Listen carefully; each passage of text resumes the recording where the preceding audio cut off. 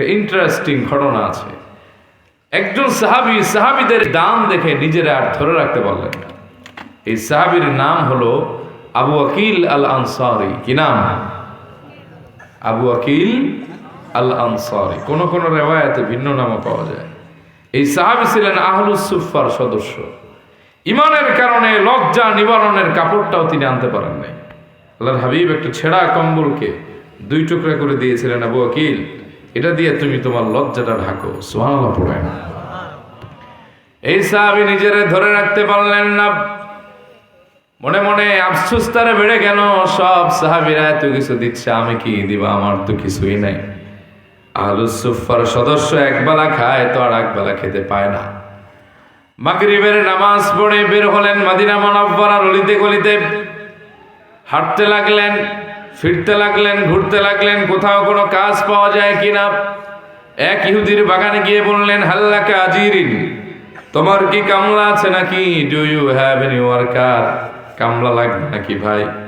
ইহুদি তারে দেখে বলল, ভাই আমি তো একটা কাজের লোক তালাশ করতেছি, তুমি কাজ করবা নাকি? আবু আকিল আল আনসারী বললেন, হ্যাঁ আমি কাজ করব। ইহুদি বলল, আমার একটা শর্ত আছে, সারা রাত কাজ করতে হবে, নন স্টপ। ওই সাহাবী বললেন, হ্যাঁ আমি কাজ করে দিব, কিন্তু আমার একটা শর্ত আছে, আমার নগদ ক্যাশ দিতে হবে, অন্য কিছু দিয়ে প্রাপ্য দিলে আমি নিব না, টাকাটা আমার খুব দরকার। ইহুদি বললেন, ওকে ডান, ডিল ইজ ফাইনাল, কাজ করো, আমি তোমার সঙ্গে সারা রাত আর একজনকে নিযুক্ত করে দিচ্ছি, সে পাহারা দিবে, আর সকালবেলা তুমি তোমার প্রাপ্যটা পাবা। হযরতে আবু আকিল আল আনসারী নির্ঘুম রাত কাটালেন, সারা রাত কাজ করলেন। সকালবেলা তিনি তার প্রাপ্য চাইতে গেলেন ইহুদির কাছে। ইহুদিরে বললেন, ভাই রে আমার প্রাপ্যটা দিয়ে দাও, আমি বিদায় নেই। ইহুদি এবার পোল্টি মারছে। ইহুদিরা হলো বিশ্ব বেঈমান। এরা মুখে মানবতার কথা বলে, আর একদিকে ফিলিস্তিনে মানুষ হত্যা করে, ঠিক কিনা? এরা হলো তারা যারা তার নবীরে যুদ্ধক্ষেত্রে রেখে পালায় গেছিল। সাইয়েদনা মুসা বললেন, চলো যুদ্ধে যাই। বলছেন, ইযহাবা আনতা ওয়া রাব্বুকা ফাকাতিলা ইন্না হাহুনা কাঈদুন, তুমি আর তোমার রব গিয়ে যুদ্ধ করো, আমরা দাঁড়ায় দাঁড়ায় ফলাফল দেখি। নাউজুবিল্লাহ কইবেন না? হযরত আবু আকিল আল আনসারী বললেন, ভাই আমার সাথে প্রতারণা করো না, আমার প্রাপ্যটা দিয়ে দাও, টাকাটা আমার দরকার। ইহুদি বলল, না বেটা, কয়েকটা খেজুর নিলে নে, না হলে চোখের সামনে থেকে বিদায় হ। সাহাবী বললেন, না, কাজ করেছে, আমাকে প্রাপ্য দিতেই হবে। এক কথায় দুই কথায় ঝগড়া লেগে যায়। সারা রাতের নির্ঘুম রাত কাটানো সাহাবী বুভুক্ষ ক্ষুধার্ত আবু আকিলকে জনমের মতো পিটিয়ে রক্তাক্ত করে। সাহাবী জমিনে পড়ে যায়, আর সাহাবীর চেহারার উপর সামান্য কয়েকটা শুকনা খেজুর ওই ইহুদি ছুঁড়ে মারে। মারার পরে বলে, বেটা ভাগ, নিলে নে, না হলে চলে যা। এবার সাহাবী তার রক্তাক্ত শরীরে খেজুরগুলিকে তার হাতের ভেতরে কুড়িয়ে নিলেন।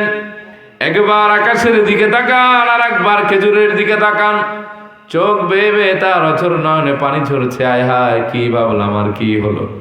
এই সামান্য খেজুর আমি নিজে খাবো নাকি নবীজির হাতে দিব? সাহসে কুলায় না। সারা রাতের নির্ঘুম রাত কাটিয়েছেন সাহাবীর পেটে প্রচন্ড ক্ষুধা। অর্ধেক খেজুর জায়গায় খেয়ে ফেলেছেন, আর অর্ধেক খেজুর নিজের হাতের তালুর ভিতরে নিয়ে মসজিদে নববী শরীফের দরওয়াজায় বসে কাঁদেন। নবীজির সামনে যাওয়ার তার সাহস হয় না। আল্লাহর হাবিব তার কান্না দেখে ডাক দিয়ে বললেন, ও আবু আকিল, কি হয়েছে আমারে বলো। সাহাবী চোখের পানি ছেড়ে দিয়ে বললেন, ইয়া রাসূলুল্লাহ ওয়া ইয়া হাবিবাল্লাহ, গতকালকে সাহাবীদের দানের প্রতিযোগিতা দেখে আমার মনে বড় ব্যথার সঞ্চার হলো। আমি মনে মনে ভাবতে লাগলাম, ইমানের কারণে তো সব খুইয়েছি, আমার কাছে তো দেওয়ার মতো কিছুই নাই। ভাবলাম সারা রাত কাজ করে কিছু যদি পয়সা করি পাই, ওটাই তাবুকে দিয়ে দিব। কিন্তু নবীজি পয়সা তো পেলাম না, মেরে আমার রক্তাক্ত করেছে। আর কয়েকটা খেজুর আমার হাতে ধরিয়ে দিয়েছে, অর্ধেক খেজুর জায়গায় খেয়ে ফেলেছি, আর অর্ধেক খেজুর আমার হাতে আছে। ও নবী, যদি আপনার মন চায়, দয়া হয়, মায়া হয়, আমি আমার শেষ সম্বল খেজুরটুকু তাবুকে দান করে দিতে চাই। নবীজি বললেন, ও আবু আকিল, কেঁদো না, আমার সঙ্গে আসো। সাহাবীদেরকে বললেন, সাহাবীরা, তাবুকের ময়দানে যাবতীয় যত মাল এসেছে দানের সব এক জায়গায় জড়ো করে স্তূপ বানাও, ভুর বানাও, সব এক জায়গায় স্তূপ বানানো হলো। এরপর আল্লাহর হাবিব বললেন, আবু বকর তোমার খেজুরগুলি আমার হাতে দাও। আল্লাহর হাবিব তার কয়েকটা শুকনা খেজুর নবীজির হাত মোবারকে নিলেন। এবার স্তূপের উপরে নবীজি ছড়িয়ে ছিটিয়ে দিলেন। এরপরে সাহাবীদেরকে বললেন, সাহাবীরা তোমরা জানো নাকি তাবুকের ময়দানে কার দান সর্বশ্রেষ্ঠ মর্যাদা পেয়েছে? কোন কোন সাহাবী ভাবলেন আবু বকর হবে, কেউ ভাবলেন ওমর হবে, কেউ ভাবলেন ওসমান হবে, কেউ ভাবলেন আলী, কেউ ভাবলেন অন্য সাহাবীরা। নবীজি বললেন, না না সাহাবীরা তোমরা জানো না, যেই সাহাবীর দান আল্লাহর কাছে সর্বশ্রেষ্ঠ মর্যাদা পেয়েছে ওই সাহাবী আর কেউ না, আমার এই আনসারী সাহাবী যে শুকনা খেজুর আল্লাহর রাস্তায় বিলাই দিয়েছিল। ও সাহাবীরা, ইমানের কারণে সে তার সব হারিয়েছে, সারা রাত কষ্ট করে মার খেয়েছে, কিন্তু তার ইমানি জজবার দিলের তাকওয়া ইখলাস এত বেশি ভারী হয়ে গেছে সবার দানের চাইতে। তার শুকনা খেজুরের পাল্লাটা আল্লাহর দরবারে অনেক বেশি ভারী হয়ে গেছে। এজন্য রব্বুল আলামিন বলেন, আল্লাযীনা ইউনফিকুনা ফিস সাররাই ওয়াদ-দাররা, যারা অভাব এবং সচ্ছল দুই অবস্থায় দান করে এরা হলো মুহসিনিন, আর এদেরকে আমি আল্লাহ নিজেই ভালোবাসি। সুবহানাল্লাহ। এটা জরুরি না যে আপনার 10,000 টাকার কসকসে বান্ডেল দিতে হবে, এটা জরুরি না আপনার 5,000 টাকায় দিতে হবে, এটা জরুরি না যে আপনি 20,000 টাকা দিয়ে মারহাবা নেবেন। আপনার পকেটের কোনায় ভাঁজ করা যদি 2 টাকার একটা নোট থাকে আর এটাই যদি আপনার সম্পদের ভেতরে শ্রেষ্ঠ সম্পদ হয়, আপনি ওইটাই দান করেন, ওইটার পাল্লা আল্লাহর কাছে অনেক ভারী হয়ে যাবে। সুবহানাল্লাহ কইতে মন চায় না? কিন্তু আমাদের পাবলিকের খাসলত খারাপ, বিশেষ করে বাঙালি দিলের ভিতরে দান্দালি। যেই টাকা কোথাও চলে না এটা নিয়ে মসজিদের দান বাক্সে ঢুকায় দেয়। কথা কন, আমার কথা কি বুঝেন না আপনারা?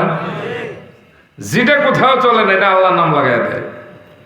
আমি একটা ঘটনা শুনছিলাম যে এক লোক রাস্তা দিয়ে যাচ্ছেন, 500 টাকার একটা কসকসে নোট পড়ে পেয়েছেন, আশেপাশে তাকায় দেখেন কেউ আর নাই, নিজের মনে করে ঢুকাই দিয়েছেন পকেটে। আপনাদের দেশে কি বলে জানি না, আমাদের দেশে চার বলে, চার, বাঁশের চার আছে না, সাঁকো। এক দেশে গেলাম, হুজুর আমাদের দেশে হাক্কা। তিনটাই আছে? আচ্ছা আচ্ছা, তাহলে তো আপনারা ট্রিপল ডিগ্রি লাভ করলেন। এই চার বা সাঁকো পার হওয়ার সময় কেমনি যেন টাকাটা পানির নিচে পড়ে গেছে। তো আমাদের ওই দেশে এক এক দেশে এক এক ভাষা বলে, মাল কাঁচা চিরেন নাকি আপনারা? হ্যাঁ, অনেক জায়গায় কয় লেংটি কাঁচা, কুমিল্লা অঞ্চলে কয় গোস কাঁচা। এমন কাঁচা দেয় যে পেছনে এটি দেখা যায়, উজু শেষ গোসল বড় যাওয়ার কাছাকাছি। এই অবস্থায় লাভ দিয়ে নামছে, মাগার টাকা আর খুঁজে পায় না। তার বউ আনছে, বেড়ি খালি খাস আর ঘুমাস, টাকা খুঁজ, তাও পায় না। ছেলের সহ নামাইছে, খুঁজতে খুঁজতে গেছে আসর শেষ হয়ে মাগরিব। স্ত্রী বললেন, দেখেন 500 টাকা খুঁজতে গিয়ে 1500 টাকা ডাক্তারের দিয়েন না। তাহলে কি করবো? উঠেন বাড়ি জায়গা। তো বাড়িতে যাচ্ছে, টাকার মায় তো আর বলতে পারতেছে না। এক কদম বাড়ির দিকে দেয় তো আর একটু পেছনের দিকে তাকায়। কিছুক্ষণ যাওয়ার পরে বউরে কইল, শোন বেড়ি, আল্লাহ যা করে ভালো লেগে করে, বান্দার খারাপ আল্লাহ চায় না। 500 টাকা তো জানের সদকা দিয়ে দিলাম।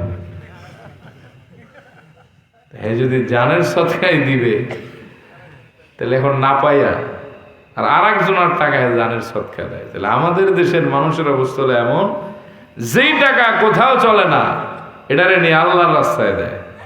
মুরগি মরে মরে এই সময় কয়, যাক এটা যদি বাইসা যায় তাহলে মসজিদে দিব, ঠিক না? এটা আল্লাহ তাআলা পছন্দ করেন। আমার কথা কি বুঝতেছেন আপনারা?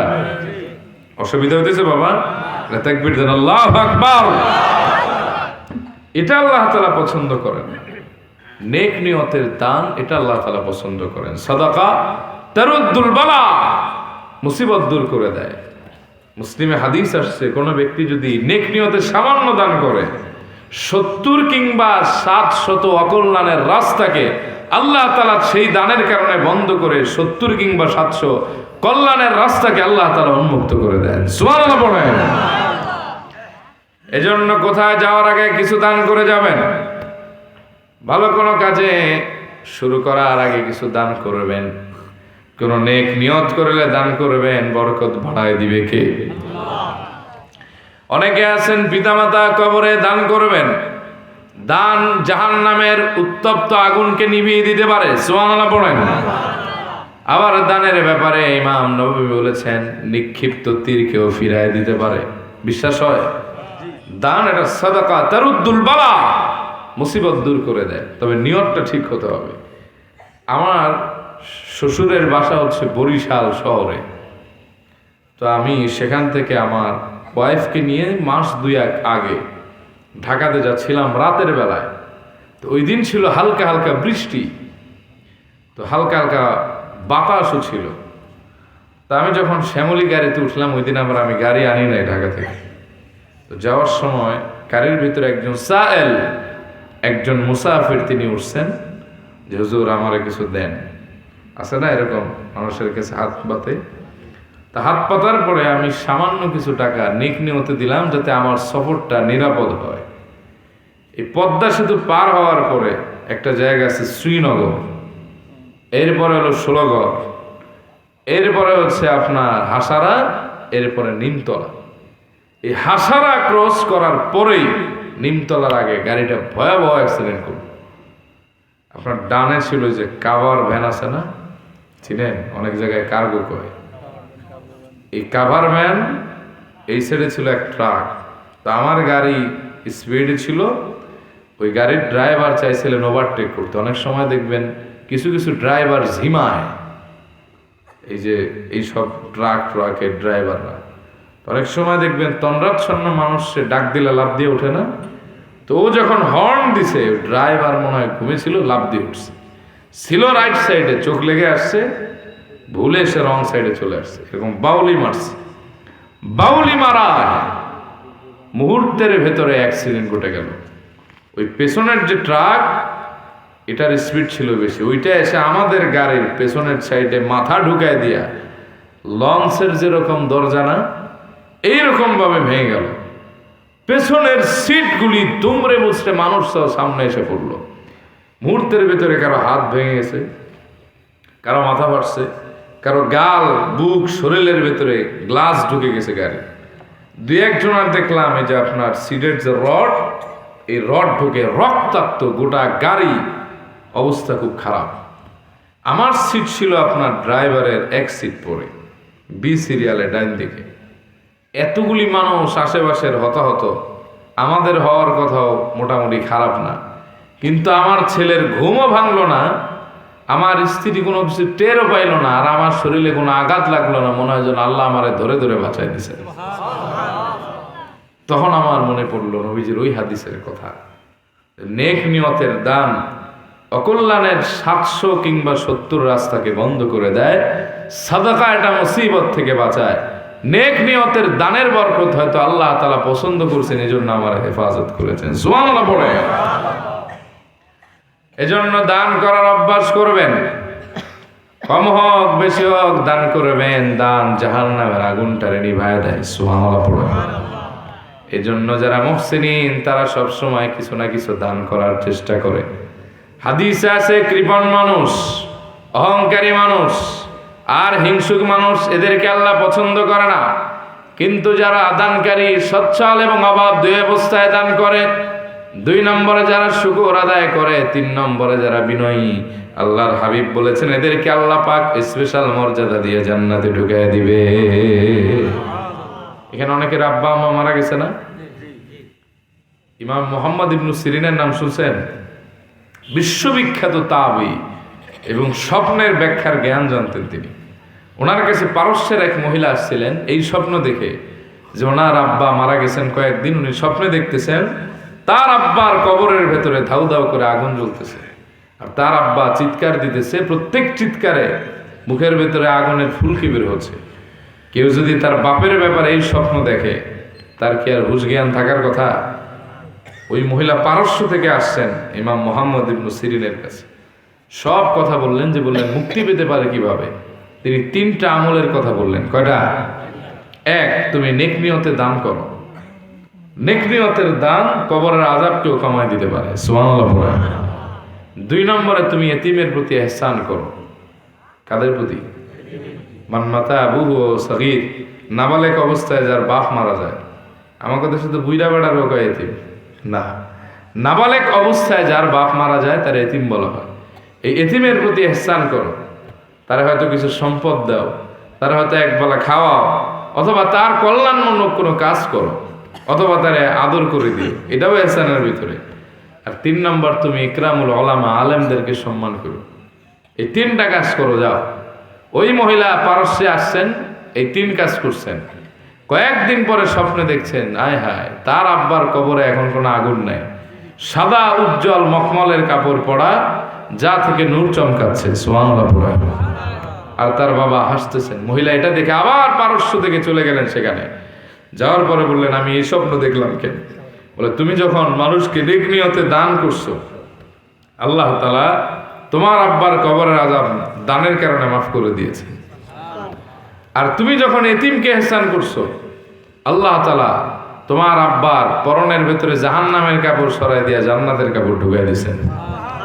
3 নম্বর, তুমি যখন আলেমদেরকে ইকরাম করছো, তখন তোমার আব্বা এতটাই ভেতরে ভেতরে খুশি হয়েছেন যে আলেমদের দোয়ার কারণে আল্লাহ তাআলা তার মর্যাদাকে বুলন্দ করেছেন। এখন তার কবরের ভেতরে জান্নাতি পরিবেশ হয়ে গেছে, এই জন্য তুমি তাকে মুস্কি মুস্কি হাসতে দেখছো। সুবহানাল্লাহ। তাহলে দান করা যাবে, কম বেশি দান করবেন। কোথাও বের হলে অল্প কিছু দান করবেন। ভালো কোনো নিয়ত করেছেন, দান করবেন। যারা বলেন এত দোয়া করি, দোয়া কবুল হয় না, দান করবেন, কবুল করবে কে? রব্বুল আলামিন বলেন, মুহসিনিন বান্দা যারা, তাদের অন্যতম আলামত হলো তারা দান করে। সচ্ছল এবং অভাব 2 অবস্থায় দান করে। এমন অভ্যাস যাদের, তাদের ভালোবাসেন একজন, তিনি কে? 2 নম্বরে রব্বুল আলামিন বলেন, ওয়াল কাযিমিনাল গায়য, যারা রাগ ক্রোধ সংবরণ করে, ইগো কন্ট্রোল করে, রাগটারে নিয়ন্ত্রণ করে, রেগে মেগে ফায়ার হয়ে যায় না, উত্তেজিত মনোভাব দেখায় না, আপনাদের ভাষায় স্যাঁতস্যাঁত করে না, এই মানুষদেরকে আল্লাহ ভালোবাসেন। আর যারা রাগান্বিত, তাদেরকে আল্লাহ ভালোবাসেন না। সুবহানাল্লাহ। কিন্তু আমাদের দেশের মানুষের রাগ কম না বেশি? কথা কম। কথায় কথায় বউ তালাক, এক ঠ্যাং গেছে কবরে, এখনো বউ না পিটাইলে ভাত হজম হয় না, এরকম কিছু লোক আছে না নাই? এদেরকে আল্লাহ ভালোবাসে না। এই জন্য বাংলা একটা প্রবাদ আছে, রেগে গেলেন তো হেরে গেলেন। রাগ চিরচেনা সম্পর্ক ছিন্ন করে, বন্ধুত্ব নষ্ট করে, মিত্ররে দুশ্মন বানায়। যে ব্যক্তির আগেই সে মানুষের কাছেও প্রিয় হয় না, আল্লাহ তারে ভালোবাসে না। আর রাগী মানুষ কখনো সফলতা, চূড়ান্ত সফল হতে পারে না। সুবহানাল্লাহ পড়েন। এজন্য বুখারীর বর্ণনা 6114 নম্বর হাদিস, আল্লাহর হাবিব বলেন, লাইসা শাদীদু বিসসুরা, ইন্নামাশ শাদীদুল্লাযী ইয়ামলিকু নাফসাহু ইনদাল গাদাব।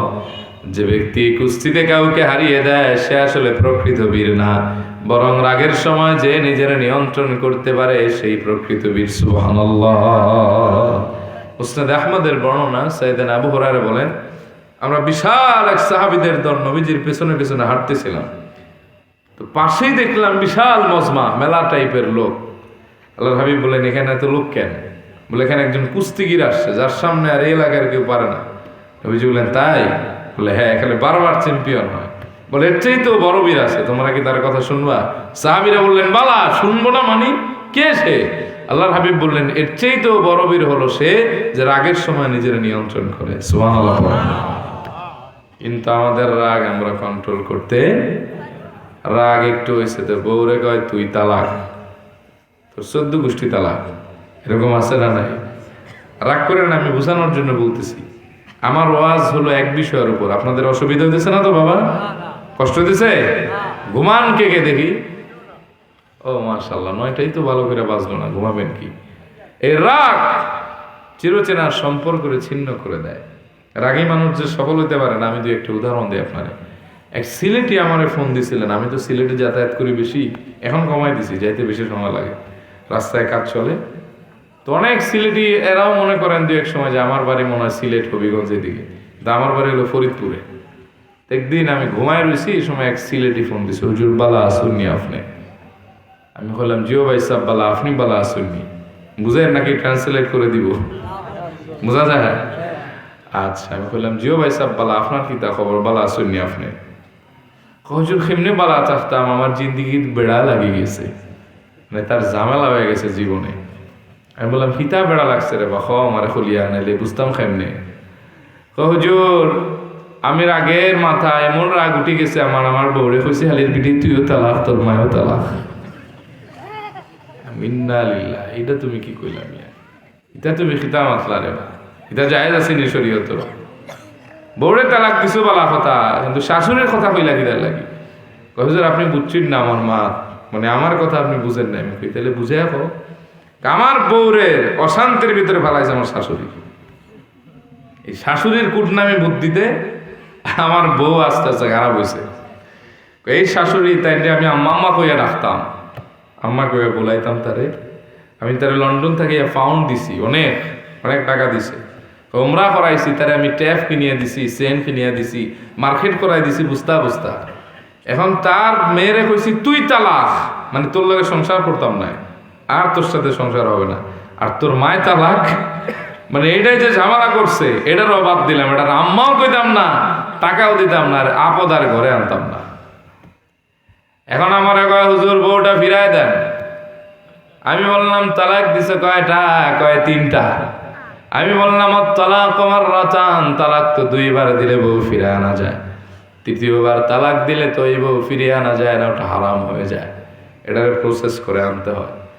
এখন চোখের পানি ছেড়ে দিয়েছে, বলে হুজুর কি কন, আমার 2টা বাচ্চা, কি সুন্দর চেহারা, ফুটফুটে চেহারা, দেখলেই মায়া লাগে। এখন যদি তার মায়ের অন্য জায়গায় বিয়ে হয়ে যায়, আর সে যদি আমার কাছে ব্যাক না করে, আমার পুরা সংসার তো তছনছ। এই ছেলেরা মানুষ হবে বলে কোনো গ্যারান্টি নাই। আর আমি থাকি প্রবাসে, তারা থাকে দেশে। আয় হায়, আমি আমার সোনার সংসারটারে এক রাগের কারণে ধ্বংস করলাম, ঠিক কিনা? এজন্য রাগ দমন করতে হয়। যারা মুহসিনিন মুমিনিন মুত্তাকিন, তারা রাগ দমন করে। যাদের খালি স্যাত স্যাত করে রাগ ওঠে, এরা আল্লাহর প্রিয় মানুষ না। এই মানুষদেরকে আল্লাহ পছন্দ করেন না, এরা সফল হতে পারে না। বুখারীর বর্ণনা 6116 নম্বর হাদিস, وعن أبي هريرة رضي الله تعالى عنه أنه قال أن رجلا جاء إلى النبي صلى الله عليه وسلم فقال أوصني يا رسول الله। হযরত আবু হুরায়রার বর্ণনা, তিনি বলেন আল্লাহর হাবিবের মোবারক দরবারে এক লোক আসলেন, এসে বললেন ও নবী আপনি আমাকে নসিহত করেন, নসিহত করেন, অ্যাডভাইস দেন, উপদেশ দেন, যাতে আমি সফল হতে পারি। নবীজি বললেন লা তাগদাব, তুমি রাগ করো না। ফারাদ্দানা মিরারান, লোকটা একই কথা বারবার বলল, আমি যেন সফল হই আমারে নসিহত করেন। নবীজি বললেন লা তাগদাব, তুমি রাগ করো না, তুমি সফল হবে। অফি রিওয়ায়া, তুমি রাগ দমন করো, আল্লাহর জান্নাতে চলে যাবে। এই রাগ মানুষের সফলতা কেড়ে নেয়, জীবনে বিপদ দেয়। কার বিশ্বাস হয় আপনাদের? আমি যে মসজিদে জুমা পড়াই, আমার এক প্রাক্তন মুসল্লি আমার একদিন আচার খাওয়ায় বলতেছেন হুজুর দোয়া করেন, আমি তো আচার বেচি, জিন্দিগিটা আর চলে না, আমার টেনশন ডিপ্রেশনে জীবনটা শেষ। আমি বললাম আল্লাহ আপনাকে রিজিকে বরকত দান করুক। তো কথায় কথায় তিনি বললেন হুজুর আমার কিন্তু এই দিন ছিল না, আমি কিন্তু অনেক ভালো ছিলাম। আমি বললাম তাহলে এই দিন আসলো কেন? বলে 1990-95 এই সময় আমি সৌদি আরবে ঢুকছি। তৎকালীন সময় যাওয়ার পরে আমার প্রায় 1 লাখ টাকা বেতন ছিল। ওই আমলে 1 লাখ বেতন হলে বুঝেন ঠেলা কি। তাই বললাম সেই থেকে সাইরা আপনি এখন রাস্তায় বেচেন কারণ কি? বলে হুজুর 1 রাগ আমার জীবনের সব সুখ কেড়ে নিয়েছে। বললাম কিভাবে? বলে একদিন কাছ থেকে আসছি, কফিলের সাথে লাগছে ঝগড়া, তা আমার ছিল মাথা গরম, একবারে দিয়ে মাথা ফাটাই দিছি। আমি তারপর কি করলেন? সৌদি আরবের অত করা আইন। তারপরে কি? জেলখানায় ছিলাম, কোনোভাবে ছোটার অবস্থা নাই, দেশ থেকে সুদে টাকা নিয়ে তারপরে আমার সারানোর ব্যবস্থা করা হয়েছে। একটা বিল্ডিং ধরছিলাম, কাজ শেষ করতে পারি নাই, আর ওই সুদের টাকা ঠিকভাবে দিতে পারি নাই। বাড়ছে, পাসপোর্টে সিল পড়ে গেছে, লাল সিল, আমার একেবারে রিজেক্ট করে দেশে পাঠাই দিল। এই যে আমার অধপতন শুরু হলো এখন রাস্তার ফকির। উনি বলেন ওই দিন যদি আমি রাগটা কন্ট্রোল করতাম, নিজের সামাল দিতাম, তাহলে আমার এই দুর্দিন দেখতে হয় না। তো ওনার জীবনে এই অধপতন নামলো কিসের কারণে? সবাই বলেন, রাগের কারণে। এজন্য রাগ যারা দমন করে তাদের ভালোবাসেন কে? কিন্তু আমাদের অনেকের কথার আগে রাগ ওঠে, আছে না এরকম? কথার আগে হাত চলে, কথার আগে মুখের ভাষা খারাপ হয়ে যায়, এগুলি খারাপ লক্ষণ। এজন্য আল্লাহর হাবিব ইবনে মাজার বর্ণনায় বললেন 4186 নম্বর হাদিস, মান কাযামা গায়যান ওয়া হুয়া কাদিরুন আলা আন ইউনফিযাহু দাআহু আল্লাহু আলা রুউসিল খালাইক ইয়াওমাল কিয়ামাহ হাত্তা ইউখায়্যিরাহু ফি আই হুরি শা। আল্লাহর হাবিব বলেন, যে ব্যক্তি রাগ হওয়ার পরে রাগটারে নিয়ন্ত্রণ করবে, রেগে মেগে ফায়ার হয়ে যাবে না, রাগটারে কন্ট্রোল করে ফেলবে, কোন রকম কোনো অঘটন ঘটাবে না, ওই বান্দার প্রতি আল্লাহ এত খুশি হয়ে যান, কিয়ামতের ময়দানে গোটা সৃষ্টির সামনে তারা দাঁড় করাবেন। এরপরে বলবেন, গোলাম তুমি দুনিয়ায় থাকতে রাগ দমন করেছিলে, আমার রেদামন্দি হাসিল করেছিলে, আজকে আমি তোমারে খুশি হয়ে আমার হুরগুলা বেছে নেওয়ার তৌফিক দিলাম। যারে মন চায় আমার জান্নাতের হুরগুলি বেছে বেছে আনন্দের সাথে জান্নাতে চলে যাও। আর এক হাদিসে আছে, ইবনে মাজার 4189 নম্বর হাদিস, রাগ দমন করে আল্লাহর যত জাযা পাওয়া যায়, মুকাররাবিন হওয়া যায়, আল্লাহর যত প্রিয় হওয়া যায়, অন্য কোনো আমল এটা পারা যায় না। সুবহানাল্লাহ বলবেন না? তাহলে রাগ দমন করার দরকার আছে না নাই? প্রশ্ন হলো কিভাবে আপনি কন্ট্রোল করবেন? How to control anger. কিভাবে আপনি আপনার রাগ দমন করবেন? সহি সুন্নাহ তালাশ করলে 5টা পদ্ধতি পাওয়া যায়। কয়টা? এই 5টা মুখস্থ করেন। কয়টা ভাই? একটু আওয়াজ দিয়েন। কয়টা? আপনারা এখানে যা আছেন আমার মসজিদের 2 কাতারের মুসল্লি, একটু আওয়াজ দিয়েন, রাগ করেন না। রাগ করতেছেন? কয়টা পদ্ধতি আছে রাগ নিয়ন্ত্রণের? একটু পরে আবার জিজ্ঞেস করবো পারেন কি পারেন না। 1, যখন রাগ হবে তখন আউযু বিল্লাহি মিনাশ শাইতানির রাজিম পড়বেন। পড়েন তো। কেন পড়বেন প্রশ্ন আসে না? সহিহ আল বুখারী 3282 নম্বর হাদিস। আল্লাহর হাবিবের প্রিয় সাহাবী হযরত সুলাইমান ইবনে সুরাদ বলেন, কুন্না জুলুসান মা'আন নবী সাল্লাল্লাহু আলাইহি ওয়াসাল্লাম, একদিন আমি আল্লাহর হাবিবের সাথে বসা ছিলাম। অরজুলানি ইস্তাব্বান, হঠাৎ করে দেখলাম 2 লোক ঝগড়া লাগাইছে। ফাহাদুহুমা ইহমাররা ওয়াজহুহু, এই 2 লোকের ভেতরে এক লোকের রাগে চেহারাটা লাল টকটকে হয়ে গেছে। ওয়ান্তাফাকাত আওদাজু, যে ঘাড়ের রগ আছে না, রগ এরকম ফুলে গেছে। ভয়াবহ ব্যাপার না? নবীজি বললেন, ও সুলাইমান ইন্নী লাআলামু কালিমাতান লাউ ক্বালাহা যাহাবা আনহু মা ইয়াজিদু। সুলাইমান, আমি এমন একটা বাক্য জানি, এই বাক্যটা যদি একবার এই রাগান্বিত ব্যক্তি পড়ে, যাহাবা আনহু মা ইয়াজিদু, তার রাগ মুহূর্তের ভেতরে ঠান্ডা হয়ে যাবে। ও সুলাইমান, তারে গিয়ে পড়তে বলো, আউযু বিল্লাহি মিনাশ শাইতানির রাজিম। তাহলে 1 নম্বরে কি পড়বেন? 2, যাদের রাগ বেশি, আল্লাহর হাবিব বলেছেন, ইযা গাদিবা আহাদুকুম ফালিয়াসকুত, তোমাদের কারো যদি রাগ আসে তাহলে সে যেন চুপ থাকে। কি থাকবেন? 14 গোষ্ঠী উদ্ধার করে দিলেন। হ্যাঁ, এক হাতে তালি বাজে? পারলে বাজায় দেখেন তো, বাজে? 2 হাত বাজে না? যখন আপনি রাগান্বিত হবেন, যার সাথে হবেন, ওই ব্যক্তির সাথে যদি আপনি কথা না কন, চুপচাপ থাকেন, তাহলে দেখবেন এটা নিয়ন্ত্রণে চলে আসবে। আর সে একটা বলবে, আপনি যদি আর একটা বলেন, ঝগড়া লাগবে কি লাগবে না? যাদের জামাই বউ দ্বন্দ্ব, এর রাগারাগির সময় কানে হেডফোন দিয়ে বসে থাকবেন, তাও কোনো জবাব দিয়েন না, এটা খুব খারাপ জিনিস। আল্লাহর হাবিব বলেছেন, ইযা গাদিবা আহাদুকুম ফালিয়াসকুত, তোমাদের কারো যদি রাগ হয় সে যেন চুপ থাকে। এবং দার্শনিকদের কথা, রাগ হলো এমন এক বিষাক্ত তীর যা অন্যের ক্ষতিগ্রস্ত করার আগে নিজের ক্ষতি করে ছাড়ে। এক কথায় 20 বছরের সম্পর্ক শেষ হয়ে যায়, ঠিক না? আমি এমন দেখছি, এক কথায় 20 বছরের সম্পর্ক শেষ। এক কথায় 18 বছরের সংসার সব তছনছ, এরকম আছে না নাই? কিসের কারণে? রাগের কারণে। 3, যখন রাগ হবে, সুনান আবু দাউদের বর্ণনা, আল্লাহর হাবিব বলেন, যদি তোমরা দাঁড়া থাকো তাহলে বসো, বসেও যদি রাগ দমন না হয় তাহলে তোমরা শুয়ে পড়ো। কি পড়বেন? শুয়ে পড়া পর্যন্ত আমাদের দেশের মানুষ যদি যাইতে পারতো, চাস্তো বাইরে মাথা পিড়া ফাটায় 6 মাস জেল কাটতো না। কথা কম, ঠিক না বেঠি? আমাদের দেশের মানুষের গোটা বিশ্বে একটা বদনাম আছে যে বাঙালিদের সব ভালো কিন্তু টেম্পার হাই।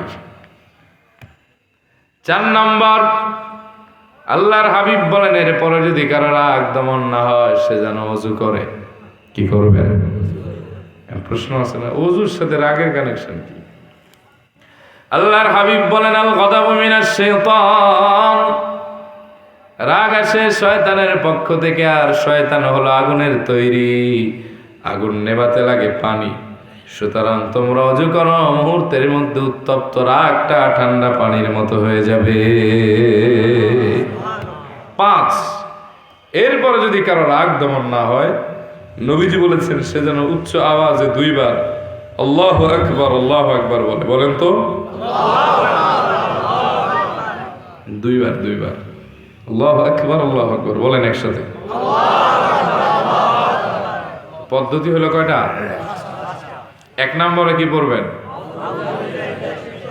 ও মনে আছে, দেখা যায় আপনাদের কিনে স্যার ভাই। 2 নম্বরে কি থাকবেন? ও মাশাআল্লাহ। 3 নম্বরে দাঁড়া থাকলে, বসেও যদি কাজ না হয় শুয়ে পড়বেন। তো মারামারির সময় শুইবেন কই? মাটিতে। মাশাআল্লাহ। আমার নানি মারা গেছেন, আল্লাহ ওনারে জান্নাতবাসী করুক। আবেদা মানুষ ছিলেন, সালেহা ছিলেন। তো উনি একটা কথা আমারে বলতেন সবসময়, যখন রাগ হয়, জিদ উঠে, তখন মাটির দিকে তাকায় থাকবা।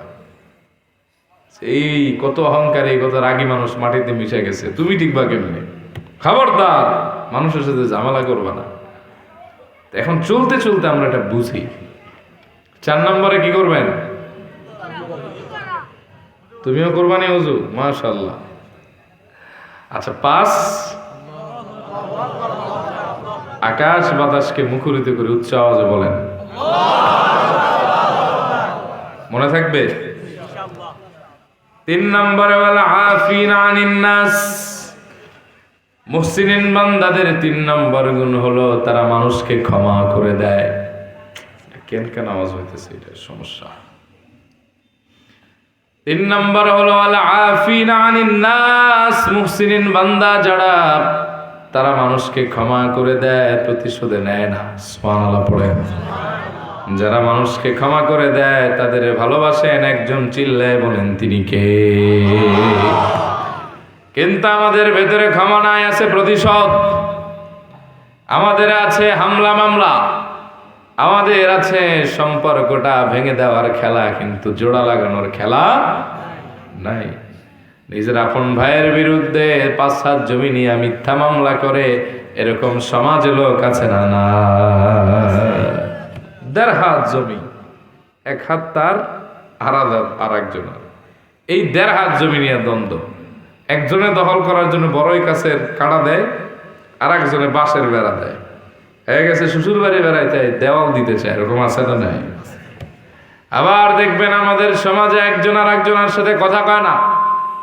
আপন ভাই সালাম দিলে জবাব নেয় না, প্রতিবেশীর সাথে এমন সম্পর্ক দাওয়াত দিলেও যায় না। আছে না? নাই। এর কারণ হলো সামান্য কোনো একদিন ঝামেলা হয়েছে, ক্ষমা করতে পারে না, এজন্য একজনের সাথে আর একজনের দূরত্ব। এই মানুষদেরকে আল্লাহ ভালোবাসে না, তাদেরকে ভালোবাসে যাদেরকে মানুষ ক্ষমা করে দেয়। যে মানুষটা মানুষকে ক্ষমা করে, রব্বুল আলামিন বলেন এরা হলো মুহসিনিন, এদেরকে আমি আল্লাহ নিজেই ভালোবাসি। রব্বুল আলামিন বলেন ওয়াজাযাউ সাইয়্যাতিন সাইয়্যাতুম মিছলুহা ফামান আফা ওয়া আসলাহা ফাআজরুহু আলাল্লাহ। ও বান্দা, মন্দের প্রতিদান মন্দই, তবে ফামান আফা, যারা মানুষকে ক্ষমা করে দেয়, ওয়াসলাহা, ঝগড়া মনোমালিন্য দূর করে সম্পর্কটারে ঠিক করে, ফাজরুহু আলাল্লাহ, আল্লাহর কাছে তার প্রতিদান আছে, তা হলো তুমি বান্দারে ক্ষমা করো, আল্লাহ তোমারে ক্ষমা করে জান্নাতের ফয়সালা করে দিবে। কিয়ামতের ময়দানে মাহশারে, in the day of judgment, Allah তাআলা এক বান্দাকে পর্দার আড়ালে ডাকবেন, ডেকে বলবেন, গোলাম জান্নাতে যেতে চাও নাকি? গোলাম বলবে, ইয়া রব ইন্নী আরজু রাহমাতাক, আল্লাহ আমি আপনার দয়া চাই, আপনি দয়া করলেই তো আমি জান্নাতে যেতে পারি। সুবহানাল্লাহ পড়েন। সবার হৃদয়ে জান্নাতে যাওয়ার আশা আছে? নবীজি বলেছেন, লা ইয়াদখুলুল জান্নাতা আহাদুম মিনকুম আমালুহুল জান্নাহ ওয়া লা ইয়াজিরু ইল্লান নার। তোমাদের কেউ যেন এটা ধারণা করে বসে না থাকে যে নেকামল দিয়ে ডাইরেক্ট জান্নাতে যাবে, জাহান্নাম থেকে বাঁচবে না। আল্লাহ যারা দয়া করবেন তার আমলনামা কবুল করা হবে, আল্লাহর বিশেষ দয়া এসে নাজাত প্রাপ্ত হয়ে জান্নাতে চলে যাবে। আল্লাহ আবার বলবেন, গোলাম জান্নাতে যেতে চাও নাকি? গোলাম বলবে, ইয়া রব ইন্নী আরজু রাহমাতাক, ও আল্লাহ আমি আপনার দয়া চাই, আমি আপনার মায়া চাই, আপনি দয়া করলেই তো আমি বান্দা জান্নাতে যেতে পারি। আল্লাহ বলবেন, তাই?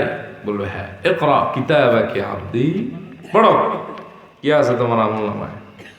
ফাকারা কিতাবাহু ফাবাকা তাওয়িলান, সে তার আমলনামাটা হাতে নিবে, লম্বা সময় ধরে সে কাঁদবে। এই কান্নার কারণ হলো সে দেখবে তার আমলনামাটা জান্নাতীদের না জাহান্নামীদের। সে আর জান্নাতীর খাতায় তার নাম দেখতে পাচ্ছে না, সে জাহান্নামী হয়ে গেছে। তার কান্না দেখে আল্লাহ আবার প্রশ্ন করবেন, গোলাম এখনো জান্নাতে যেতে চাও নাকি? গোলাম কাঁদবে আর বলবে, ইয়া রব আনতা আরহামুর রাহিমিন, ও আল্লাহ আপনি তো দয়ার সাগর, আপনি আমারে দয়া করলেই তো জান্নাতে যেতে পারি। আল্লাহ তখন বলবেন, লা তাখাফ ওয়া লা তাহজানি ইয়া আবদি, ও আমার বান্দা ভয় পেও না, দুশ্চিন্তার কোনো কারণ নাই। তোমার আমলনামা প্রমাণ করে তুমি জাহান্নামী, কিন্তু গোলাম তোমার এমন একটি আমল আমি আল্লাহর কাছে জমা, যেটা আকাশ এবং জমিনে আমি আল্লাহ ছাড়া দ্বিতীয় কেউ জানে না। ও গোলাম, দুনিয়ায় থাকতে তুমি আমার এক বান্দারে মাফ করে দিয়েছিলে, প্রতিশোধে নাও নাই, ক্ষমা করে দিয়েছিলে। আজকে তুমি জাহান্নামী হওয়ার পরেও আমার গোলামকে মাফ করার কারণে আমি আল্লাহ তোমারেও মাফ করে দিলাম। ইয়া আব্দি উনজুর ইলাল জান্নাহ, ও গোলাম তুমি আমার জান্নাতটা দেখো। উদখুলুল জান্নাতা বিরহমাতি বিআই বাবিন তাশা, ও গোলাম তোমার জন্য আমি জান্নাতের সব দরওয়াজা খুলে দিলাম, যে দরজাটা ভালো লাগে হাসতে হাসতে সেটি দিয়ে আমার দয়ায় জান্নাতে দৌড়ে দৌড়ে চলে যাও। এজন্য রব্বুল আলামিন তার হাবিবকে বলেছেন, খুযিল আফওয়া ওয়া'মুর বিল উরফি ওয়া আ'রিদ আনিল জাহিলিন। ও হাবিব আপনি ক্ষমাশীলতার নীতি অবলম্বন করেন, আপনি মানুষকে ক্ষমা করে দেন, আর মানুষকে কল্যাণের দিকে আপনি আহ্বান করেন। ও আ'রিদ আনিল জাহিলিন, আর জ্ঞানহীন অজ্ঞদের সঙ্গ আপনি পরিত্যাগ করেন। সুবহানাল্লাহ পড়েন। মনে রাখবেন, সবচেয়ে বড় প্রতিশোধ হলো ক্ষমা করা। কি করা? আপনি যদি করে লাঠি দিয়ে আঘাত দেন, এটা প্রতিশোধ হইল না। আপনি তারা ক্ষমা করে দেন, মরণের আগ পর্যন্তই মানুষ আপনারে মনে রাখবে। ঠিক কি না? এই যে এখন দেশের পটভূমি একটু চেঞ্জ হয়েছে না, এক সরকার গেছে তত্ত্বাবধায়ক, দেখবেন বহু মানুষের ঘর বাড়ি দখল করে, এমন আমরা রেটে বেটে দেখি। আরে ভাই, প্রকৃত মানুষ যদি আপনি হন, তাহলে ঘর বাড়ি যে আপনার দখল করছিল, এখন তারা আপনি আরো আশ্রয় দিবেন। কারণ কোরআনের কথা, ওয়ালা তাস্তাউইল হাসানাতু ওয়ালা সাইয়্যা ইদফা বিল্লাতী হিয়া আহসান ফাইদাল্লাযী বাইনাকা ওয়া বাইনাহু আদাওয়াতুন কাআন্নাহু ওয়ালিয়্যুন হামীম। আল্লাহ বলছেন, বান্দা খারাপ আর ভালো এটা একত্রিত হয় না, এক না, মানদণ্ড দুইটা ভিন্ন। তবে কোনো ব্যক্তি যদি খারাপের জবাব ভালো দ্বারা দেয়, যে আমারে গালি দেয় আমি তারে দোয়া করি, মনে করেন এই মানহাজ যদি কারো হয়, যে আমারে দেখতে পারেন আমি তারে খুব ভালো জানি, যে আমার চাকরি খাইতে চায় আমি তার রিজিকের বরকতের দোয়া করি, যদি এমন হয় ফাইদাল্লাযী বাইনাকা ওয়া বাইনাহু আদাওয়াতুন কাআন্নাহু ওয়ালিয়্যুন হামীম, তাহলে দেখবা তোমার যে জাত শত্রু ছিল সেই শত্রু তোমার অন্তরঙ্গ বন্ধুতে পরিণত হয়ে যাবে। এখন তো আমরা জুমা পড়াই, বাস্তবিক জীবন থেকে বলি। আমি এক জায়গায় ইমাম ছিলাম, এক মুসল্লি ছিল আমার বিরুদ্ধে এমন খেপা, মানে উনি মনে হয় ঘুমায় আমার বদনাম কইয়া উঠে আমার বদনাম কইতে কইতে। এটা আমি জানতে পারছি। শুনতেছেন আপনারা? খারাপ লাগতেছে বাবা? কষ্ট হইতেছে? আচ্ছা, এখন আমি যদি এটা যাই না ওনার বিরুদ্ধে জুমার দিনে কড়া বক্তব্য দিতাম, তাহলে উনি আমার আরো বিরোধী হইত, ঠিক না? অনেক ইমামরাই ভুলটা করে। ধরেন সভাপতি একটা ধমক দিছে, জুমার বয়ান ওই দিন হয় সভাপতি টার্গেট, আহাম্মক নাম্বার 1। আরে বেটা, এভাবে তুমি তোমার প্রতিদ্বন্দ্বী বাড়বে, আরো বিরোধী পক্ষের লোক বাড়বে। আমার হঠাৎ করে এই আয়াতের কথা মনে পড়ে গেছে। আমি বহুদিন ওনারা ছাড় দিছি, দেখি কদ্দুর খুঁজতে পারে। একদিন তারে মাগরিবের নামাজের পরে আমার রুমে নিয়ে গেছি। আগে আমি ফল টল মিষ্টি টিষ্টি আয়না খাওয়াইছি কায়দা মতো। খাওয়ানোর পরে তার হাত ধরছি, হুজুর বেয়াদবি নিয়েন না, বুঝানোর জন্য। বললাম, বাবা আমি তো মানুষ, আমার দোষ আছে, আপনি যেগুলি জানেন এর সাথে আরো বেশি দোষ আছে, কিন্তু বাবা আপনি তো আমার পিছনে নামাজ পড়েন, যদি আপনার কোনো আমার ব্যাপারে আক্ষেপ থাকে আমারে বলতেন, আমি তো আপনার ভালো জানি। আপনি যদি আমার প্রতি কোনো কষ্ট পান আমার মাফ করে দিন। বেচারা তো আকাশ থেকে পড়ছে, কিরে আমি তো মনে করছি আজকে শেষ দাবন দিয়া দেয় কিনা কাওয়াই টাওয়াই, ওইটা ওনার মাইন্ডে লাগছে। আমি বললাম, বাবা আল্লাহ আপনার রিজিকে বরকত দিক, খায়াতে বরকত দিক, আপনি আমার একজন মুরব্বী, আমার বাপের চাইতে আপনার বয়স বেশি, আমি আপনার ছেলের মতো, আমরা কেবল শিখতেছি। যদি কোনো জায়গায় কোনো অসঙ্গতি দেখেন আপনি আমার ফোন নাম্বার নিয়ে যান, আমার ফোন দিয়েন। লাস্টে বেড়ায় আমার এত বক্ত হয়েছে, আমি বিদায়ের দিন কেউ কান্দে না, এই বেড়ায় কান্দে। তখন আমার ওই কোরআনের আয়াতের কথা মনে পড়ে গেছে যে আমাদের ফর্মুলায় গ্যাপ আছে, কিন্তু আল্লাহর কোরআনের কথা বুলেট মিস হতে পারে, আল্লাহর আয়াত কখনো মিস হয় না, ঠিক কিনা বলে? বিরোধিতা করে কোনোদিন মানুষকে কাছে আনা যায় না, সমালোচনা করে কোনোদিন মানুষকে নিজের দলে বেরানো যায় না। যে আপনারে গালি দেয় তার আপনি সালাম দিবেন, যে আপনারে দেখতে পারে না তার জন্য জায়নামাজে দোয়া করবেন। আল্লাহর কসম তার সাথে আপনার টুডে টুমরো সম্পর্ক ভালো হয়ে যাবে। সুবহানাল্লাহ পড়ে নাকি কিলাকিলি করবেন? হ্যাঁ, এজন্য ক্ষমা যারা করে তাদের ভালোবাসেন কে? ওয়ামা যাদাল্লাহু আবদান বিআফিন ইল্লা ইজ্জা। আল্লাহর হাবিব বলেন, ক্ষমার কারণে আল্লাহ পাক বান্দার মর্যাদাটা এত বাড়াতে বাড়াতে সে জমিন এবং আসমান উভয় জায়গায় সম্মানিত হয়ে যায়। বিশ্বাস হয়? কটা বাজে? আর কিছুক্ষণ শুনবেন আপনারা? হ্যাঁ, কয়েকদিন দেরি আছে, অসুবিধা আছে আপনাদের কোনো? কেবল তো 3টা রানিং, আরো তো 2টা আছে, মনে করেন আড়াইটা চলতেছে। ধৈর্য আছে? এটা তাকবীর দেন, আল্লাহু আকবার। ক্ষমার কারণে যে আল্লাহ তাআলা বান্দার মর্যাদা বাড়ায়, বিশ্বাস হয়? মুসনাদে আহমদের 12720 নম্বর হাদিস তার জ্বলন্ত প্রমাণ। وعن أنس بن مالك رضي الله عنه كنا جلوسا مع النبي صلى الله عليه وسلم فقال يطلع عليكم الآن رجل من أهل الجنة। হযরত আনাস ইবনে মালিক বলেন, আমরা সাহাবীদের একদল নবীজির সাথেই বসা ছিলাম এক মজলিসে। হঠাৎ করে আল্লাহর হাবিব বলে উঠলেন, ইয়াতলুউ আলাইকুমুল আন রাজুলুম মিন আহলিল জান্নাহ। ও সাহাবীরা, এখন তোমাদের মাঝে একজন জান্নাতি লোক আগমন করবে। এখন যেই লোকটা হেঁটে হেঁটে এই মজলিসে এসে বসবে, সাহাবীরা, সে সাধারণ কেউ না, সে একজন জান্নাতি। ফাতালা রাজুলুম মিনাল আনসার। আমরা দেখলাম একজন আনসারী সাহাবী আগমন করেছে, ফেমাস কেউ না, আননোন পার্সোনালিটির একজন মানুষ। তানতিফু লিহিয়াতুহু মিন উদুইহি। কেবল নতুন ওযু করেছে, ওযুর পানিগুলি দাড়ি বেয়ে বেয়ে টপ টপ করে ঝরছে। তাআল্লাকান আলাইহি ফি ইয়াদিহি শিমাল। আর বাম হাতে তার জুতাটারে লটকে নিয়ে আসছে। সুবহানাল্লাহ পড়ে গেল প্রথম দিন। ফালাম্মা কানাল গাদু।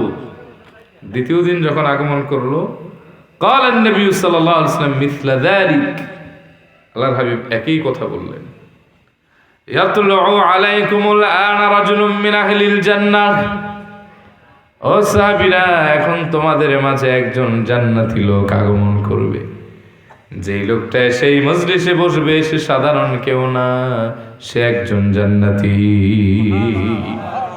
ফাতালা যালিকার রাজুল আলা মিসলি হালিহিল উলা ওই একই সাহাবীরে দেখলাম আগমন করেছে একই অবস্থায় তন্তিফু লিহিয়াতুহু মিন উদুহি দাড়ি বেয়ে তার ওজুর পানিগুলি টপ টপ করে ঝরছে কাতাল্লাকান আলাইহি ফি ইয়াদিহি শিমাল আর বাম হাতে তার জুতা ঝুলাই নিয়ে আসছেন। তবে কিছু কিছু মুহাদ্দিসিন ব্যাখ্যা করছেন জুতাটারে দুই ভাঁজ করে, জুতা ভাঁজ করে না এরকম দুই ভাঁজ করে বগলের তলে নিয়ে আসছেন।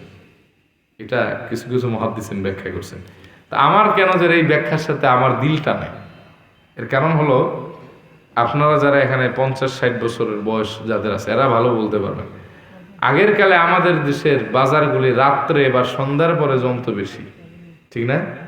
রাত 10টায় পচা মাছ কিনায় না, ঘরের ভিতরে অশান্তি, এরকম অবস্থা ছিল। আমি নিজে দেখছি কিছু মানুষদের স্যান্ডো গেঞ্জি একটা গায়ে দিয়া পাঞ্জাবিটার গায়ে দিত না, ঝুলাই এগার উপর, হ্যাঁ, এক হাতে ব্যাগ নিয়ে আর জুতা বগলের তলে নিয়ে যায়, তা আমি দেখছি।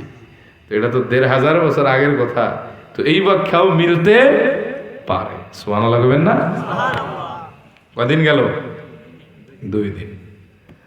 ফালাম্মা কানা আল-ইয়াউমুস সালিস, তৃতীয় দিন যখন আগমন করলো, ক্বালা নবী সাল্লাল্লাহু আলাইহি ওয়াসাল্লাম মিসলা মাকালাতিহি আইদান, আল্লাহর হাবিব প্রথম 2 দিনের মতো একই কথা বললেন আর একই সাহাবীর একই অবস্থায় তৃতীয় দিনে দেখা গেল।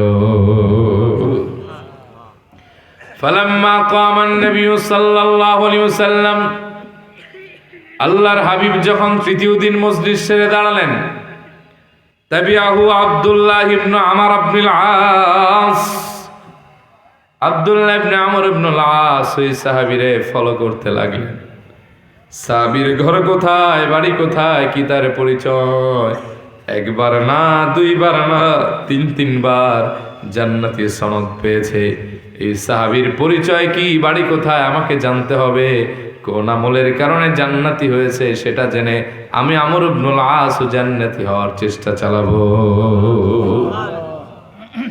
আমর ইবনুল আস প্রথম দিন গিয়ে তার ঘর বাড়ি চিনে এসেছেন।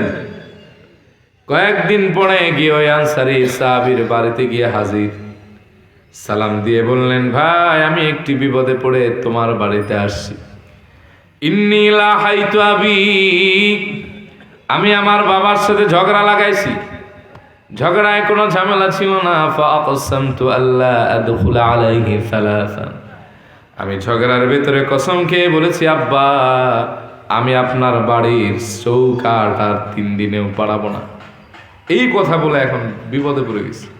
আমি কই যাবো মাথায় আসতেছে না। ভাইরে 3 দিন কি তুমি তোমার বাড়িতে আমার মেহমান হিসেবে রাখবা? সুবহানাল্লাহ কইবেন না? আনসারী সাহাবী বলে, আহলান ওয়া সাহলান মারহাবান বি, you can stay with me and my family, no problem. থাকো, আমার সাথে তো থাকবা 3 দিন। সুবহানাল্লাহ কইতেন না? আমর ইবনুল আস বলেন, চান্স পায় ঢুকে গেলাম। এবার সাহাবীর পেছনে গোয়েন্দার মতো তিনি ঘুরতেছেন, চোখগুলি যেন তার সিসি ক্যামেরা। বলে প্রথম দিন কিউরিয়াস হয়ে তার পেছনে ঘুরলাম, দেখি কি আমল করে। দেখলাম না সাহাবী কোনো আমল করে না, ভাবলাম রাতের বেলায় করবে। আমি যা করি সাহাবীও তা করে। সাহাবী এশারের নামাজের পড়ে বিড়বিড় করে কি যেন বলে বিছানায় ঘুমায় গেল। আমি ভাবলাম দ্বিতীয় দিন করবে। দ্বিতীয় দিন ঘুরলাম, আমি যা করি সাহাবীও করে, কোনো এক্সট্রা আমল দেখি না। ভাবলাম দ্বিতীয় রাতে করবে, না তাও করে না। ভাবলাম তৃতীয় দিন করবে। সারাদিন কিউরিওসিটি নিয়ে তার পিছনে ঘুরলাম, না সাহাবী তো কোনো আমল করে না। আমার ভেতরে আরো হতাশা বাড়লো। 3 বার সাহাবী জান্নাতি সনদ পেল, কিন্তু আমি তো তার ভেতরে ভিন্ন কোনো আমল দেখি না। তাহলে কি আমল আছে? মনে হয় 2 রাতে আমি ঘুমায় তার আমলটা মিস্টেক করেছি। আজকের রাতে সাহাবী ঘুমাক, আমি আমর ইবনুল আস আর ঘুমাবো না। আমর ইবনুল আস বলেন সাহাবী শীত পড়া ঘুম দিছে, ঘুমায় পড়ছে সারের পরে। আমি পাহারা দিতে দিতে ফজর বানায় দিলাম, দেখলাম সাহাবীর তো কোনো আমল নাই। চতুর্থী দিন বিদায় নেওয়ার পালা, ফজরের নামাজের পরে আমি আমর ইবনুল আস তার হাত ধরলাম, এরপরে বললাম ভাই রে, আমার তোমার সাথে কিছু পার্সোনাল কথা আছে। আমি তোমার সাথে কিছু কৌশল খাটিয়েছি, আমার বাবার সাথে ঝগড়া হয়েছে ঠিক, কিন্তু এমন কোনো ঝগড়া হয় নাই যে তোমার বাড়িতে আশ্রয় নিতে হবে। তোমার কি মনে পড়ে আল্লাহর হাবিব এক মজলিসে তিনবার বলেছিলেন, ইয়াতুলু আলাইকুমুল আনা রাজুলুম মিন আহলিল জান্নাহ, ও সাহাবীরা তোমাদের মাঝে এখন একজন জান্নাতি লোক আগমন করবে। যেই লোকটা এখন আসবে সে সাধারণ কেউ না, সে একজন জান্নাতি। ফাতালাতা আনতা সালাসা মিরারিন, এই কথা বলার পরে তুমি 3 বার এসেছিলে। আমার দিনের তামান্না জল্পনা কল্পনা ছিল কি আমল তোমার ফাতে দিবি, সেটা আমি জেনে আমি আমর ইবনুল আস আমল করব, আমিও তোমার মতো জান্নাতি হয়ে যাব। কিন্তু ভাইরে 3 দিন আমি তোমার পেছনে খাটলাম, এমন তো কোনো আমল পেলাম না। ও আনসারী সাহাবী, তাহলে আমারে বলো কি এমন আমলের কারণে নবীজি তোমারে জান্নাতি বলেছেন? এবার আনসারী সাহাবী বললেন, আমর ইবনুল আস, এমন কোন আমল আমার আছে কিনা আমি নিজেই জানি না, তবে আমর ইবনুল আস প্রত্যেক দিন যখন আমি ঘুমোতে যাই বিছানায়, আমি আল্লাহরে ডাক দিয়ে বলি, আল্লাহ তোমার যে বান্দা আমারে কষ্ট দিয়েছে, আমার হক মেরেছে, আমার প্রতি জুলুম করেছে, আমি কোনো দাবি রাখলাম না, আমি তোমার জন্য তারে মাফ করে দিলাম, তুমি আমারও মাফ করো, তারেও মাফ করে দাও। আমর ইবনুল আস বলেন, এই তো সে আমল পেয়ে গেলাম যে কারণে 1 বার না 2 বার না 3 বার আল্লাহর হাবিব তার নূরের জামানে তোমার জান্নাতি বলে ঘোষণা দিয়েছেন। সুবহানাল্লাহ। আরেক বর্ণনা আছে, আমি মানুষকে ক্ষমা করি আর মানুষের ভালো দেখলে আমি হিংসা করি না। এই 2 কারণে আল্লাহর হাবিবের নূরের জামানায় তার নূরের জবান থেকে আমি 3 বার জান্নাতি সনদ পেয়েছি। চিল্লা এখন সুবহানাল্লাহ। তাহলে ক্ষমা করবেন নাকি দ্বন্দ্ব বাড়াবেন? আমি এমনও দেখছি ভাই, বিশ্বাস করেন, এক বাড়িতে 10টা ঘর 5টা ঘর, ওই কোনায় বড় ভাইয়ের ঘর, এই কোনায় ছোট ভাইয়ের ঘর, জমি জমা নিয়ে ঝগড়া লাগছে। তার বউ কইছে এক কথা, এর বউ কইছে এক কথা, এই হলো দ্বন্দ্ব। এর মেয়ে বিয়ে দিতেছে, ওনারা দাওয়াত দিছে, এই বুজুর্গানের দিন আল্লাহর ওলি, এই দেখা যায় যে ফুট করে বিয়ার দিন উদাও, পরবর্তীতে গেছে একটু হাদিয়া তো বানিয়ে নেন, বিয়া তো খান নাই, এটা নেন, যেটা সব ফেলে দিছে। এরকম আছে না? প্রতিহিংসার কারণে রক্তের মানুষের জানা যায় না, এরকম অসভ্য ডাকাত আছে না? নাই, বহু আছে। আহা, এমন জীবন গড়েন যাতে মানুষ আপনারে খারাপ না বলে, এমন জীবন গড়েন যাতে মানুষ আপনার জানাজায় এসে কাঁদে, মানুষ যেন আপনারে ভালো বলে সাক্ষী দেয়। এই দুনিয়ায় আজকে আছি, কাল আমি থাকবো না। এমন আছে ঢাকা থেকে আসছি, ঢাকা নাও যেতে পারি, এর আগে আমার মরণের ফয়সালা হয়ে যেতে পারে। কিন্তু আমি যদি আপনার সাথে ভালো আচরণ করি, আমার মরার পরে যদি বলেন যে লোকটা ভালো ছিল, তাহলে এটাই আমার নাজাতের ওসিলা হয়ে যাবে। বিশ্বাস হয়? বুখারীর বর্ণনা। আল্লাহর হাবিবের প্রিয় সাহাবী আনাস বলেন, মাররু বিজানাজাতিন ফাআসনাউ আলাইহা খায়রান ফাকালা আন-নবী সাল্লাল্লাহু আলাইহি ওয়াসাল্লাম ওয়াজাবাত। আমরা একটা জানাজা অতিক্রম করে যাচ্ছিলাম, আপনাদের মনে হয় কষ্ট হইতেছে নাকি বাজান? আর 15-20 মিনিট শুনবেন না শেষ করে দিব? হ্যাঁ শুনবেন? থাকার পার্টি কে কে দেখি? মাশাআল্লাহ মাশাআল্লাহ। নিসার বাইদ এলাকার লোক তো ওয়াজ শুনে দেখা যায়। যদি আমার গত শুক্রবারে গলা বসে গেছে, বুঝছেন, এখন পর্যন্ত গলা ঠিক হয় নাই, তো মোটামুটি কি বোঝা যায় ভাঙ্গা গলার কথা? অসুবিধা হইতেছে না তো? আকাশ বাতাসকে মুখরিত করে একটা তাকবীর দেন, নারে তাকবীর। হযরত আনাস ইবনে মালিক বলেন, মাররু বিজানাজাতিন ফাআসনাউ আলাইহা খায়রান। আমরা একটা জানাজা অতিক্রম করে গেলাম, ওই জানাজাকৃত ব্যক্তির ব্যাপারে একদল মানুষ বলল এই লোকটা ভালো ছিল, ভালো ভালো কথা কইল। ফাকাল নবী সাল্লাল্লাহু আলাইহি ওয়াসাল্লাম ওয়াজাবাত, আল্লাহর হাবিব বললেন তার জন্য ওয়াজিব হয়ে গেছে। সুম্মা মাররু বিল উখরা ফাসনাউ আলাইহা শাররান, এর কিছুক্ষণ পরে আমরা আরেকটা জানাজা অতিক্রম করে গেলাম। এই জানাজাকৃত ব্যক্তির ব্যাপারে মানুষ খারাপ বলল, নিন্দা করলো, মনের ক্ষোভ ঝাড়লো। আল্লাহর হাবিব বললেন ওয়াজাবাত, তার জন্য ওয়াজিব হয়েছে। ওই সাহাবীদের মজলিসের ভেতরে সাইয়েদনা ওমর ছিলেন। তিনি বললেন মা ওয়াজাবাত ইয়া রাসূলুল্লাহ, ও আল্লাহর হাবিব, দুইটা লোকরেই বললেন ওয়াজিব হয়েছে, কিন্তু কি ওয়াজিব হলো? নবীজি বললেন ওমর রে, শোনো শোনো, হাযা আসনাইতুম আলাইহি খায়রান ফাওয়াজাবাত লাহুল জান্নাহ, তোমরা এই জানাজাকৃত ব্যক্তির ব্যাপারে ভালো বললে রে ওমর, তোমাদের ভালো বলার কারণে আল্লাহ পাক তার জন্য জান্নাত ওয়াজিব করে দিয়েছে। ওয়াহাযা আসনাইতুম আলাইহি শাররান ফাওয়াজাবাত লাহুন নার, ওমর রে, আর এই জানাজাকৃত ব্যক্তির ব্যাপারে তোমরা মন্দ বললে, ভালো বললে না, হৃদয়ের ক্ষোভ ছাড়লে, ওমর এই কারণে তার জন্য জাহান্নাম ওয়াজিব হয়ে গেছে। আনতুম শুহাদাউল্লাহ ফিল আরদ, এই জমিনে তোমরা আল্লাহর সাক্ষীদাতা। তোমরা মুমিনরা যারে ভালো বলো, আল্লাহ তারে ভালো বলে, আর আল্লাহর কাছে যে ভালো সে জান্নাতি হয়ে যায়। তাহলে ঝামেলা করবেন? কথা কর না কেন? নাকি মানুষকে ক্ষমা করবেন? এই দুনিয়ায় আপনি আমি একদিন ছিলাম না, এখন আছি, কাল থাকবো না। ইদা আমসাইতা ফালা তানতাযিরিস সাবাহ ওয়া ইদা আসবাহতা ফালা তানতাযিরিল মাসা। সকাল পাইছেন তো সন্ধ্যার আশা করেন না, সন্ধ্যা পাইছেন তো সকালের আশা করেন না। কত মানুষ ফজরের নামাজ একত্রে পড়লাম, জোহর হওয়ার আগে তার মরণের খবর পেয়ে গেছি। এখানে ইশারের নামাজ পড়লাম একসাথে, মুসল্লি গেল বাড়ি। ফজরের নামাজের আজানের আগে আমি মাইকিং করলাম, সে মারা গেছে। তো এটাই হচ্ছে দুনিয়া, এই দুনিয়ার পেছনে পড়ে লাভ নাই। মানুষের সাথে ভালো সম্পর্ক রাখেন, ভালো কাজ করে দেন, আপনারে ক্ষমা করে দিবেন কে? সেই রিওয়ায়াতের বর্ণনা, আল্লাহর হাবিব বলেন কোন ব্যক্তির জানাজায় যদি 40 জন মানুষ থাকে, কয়জন?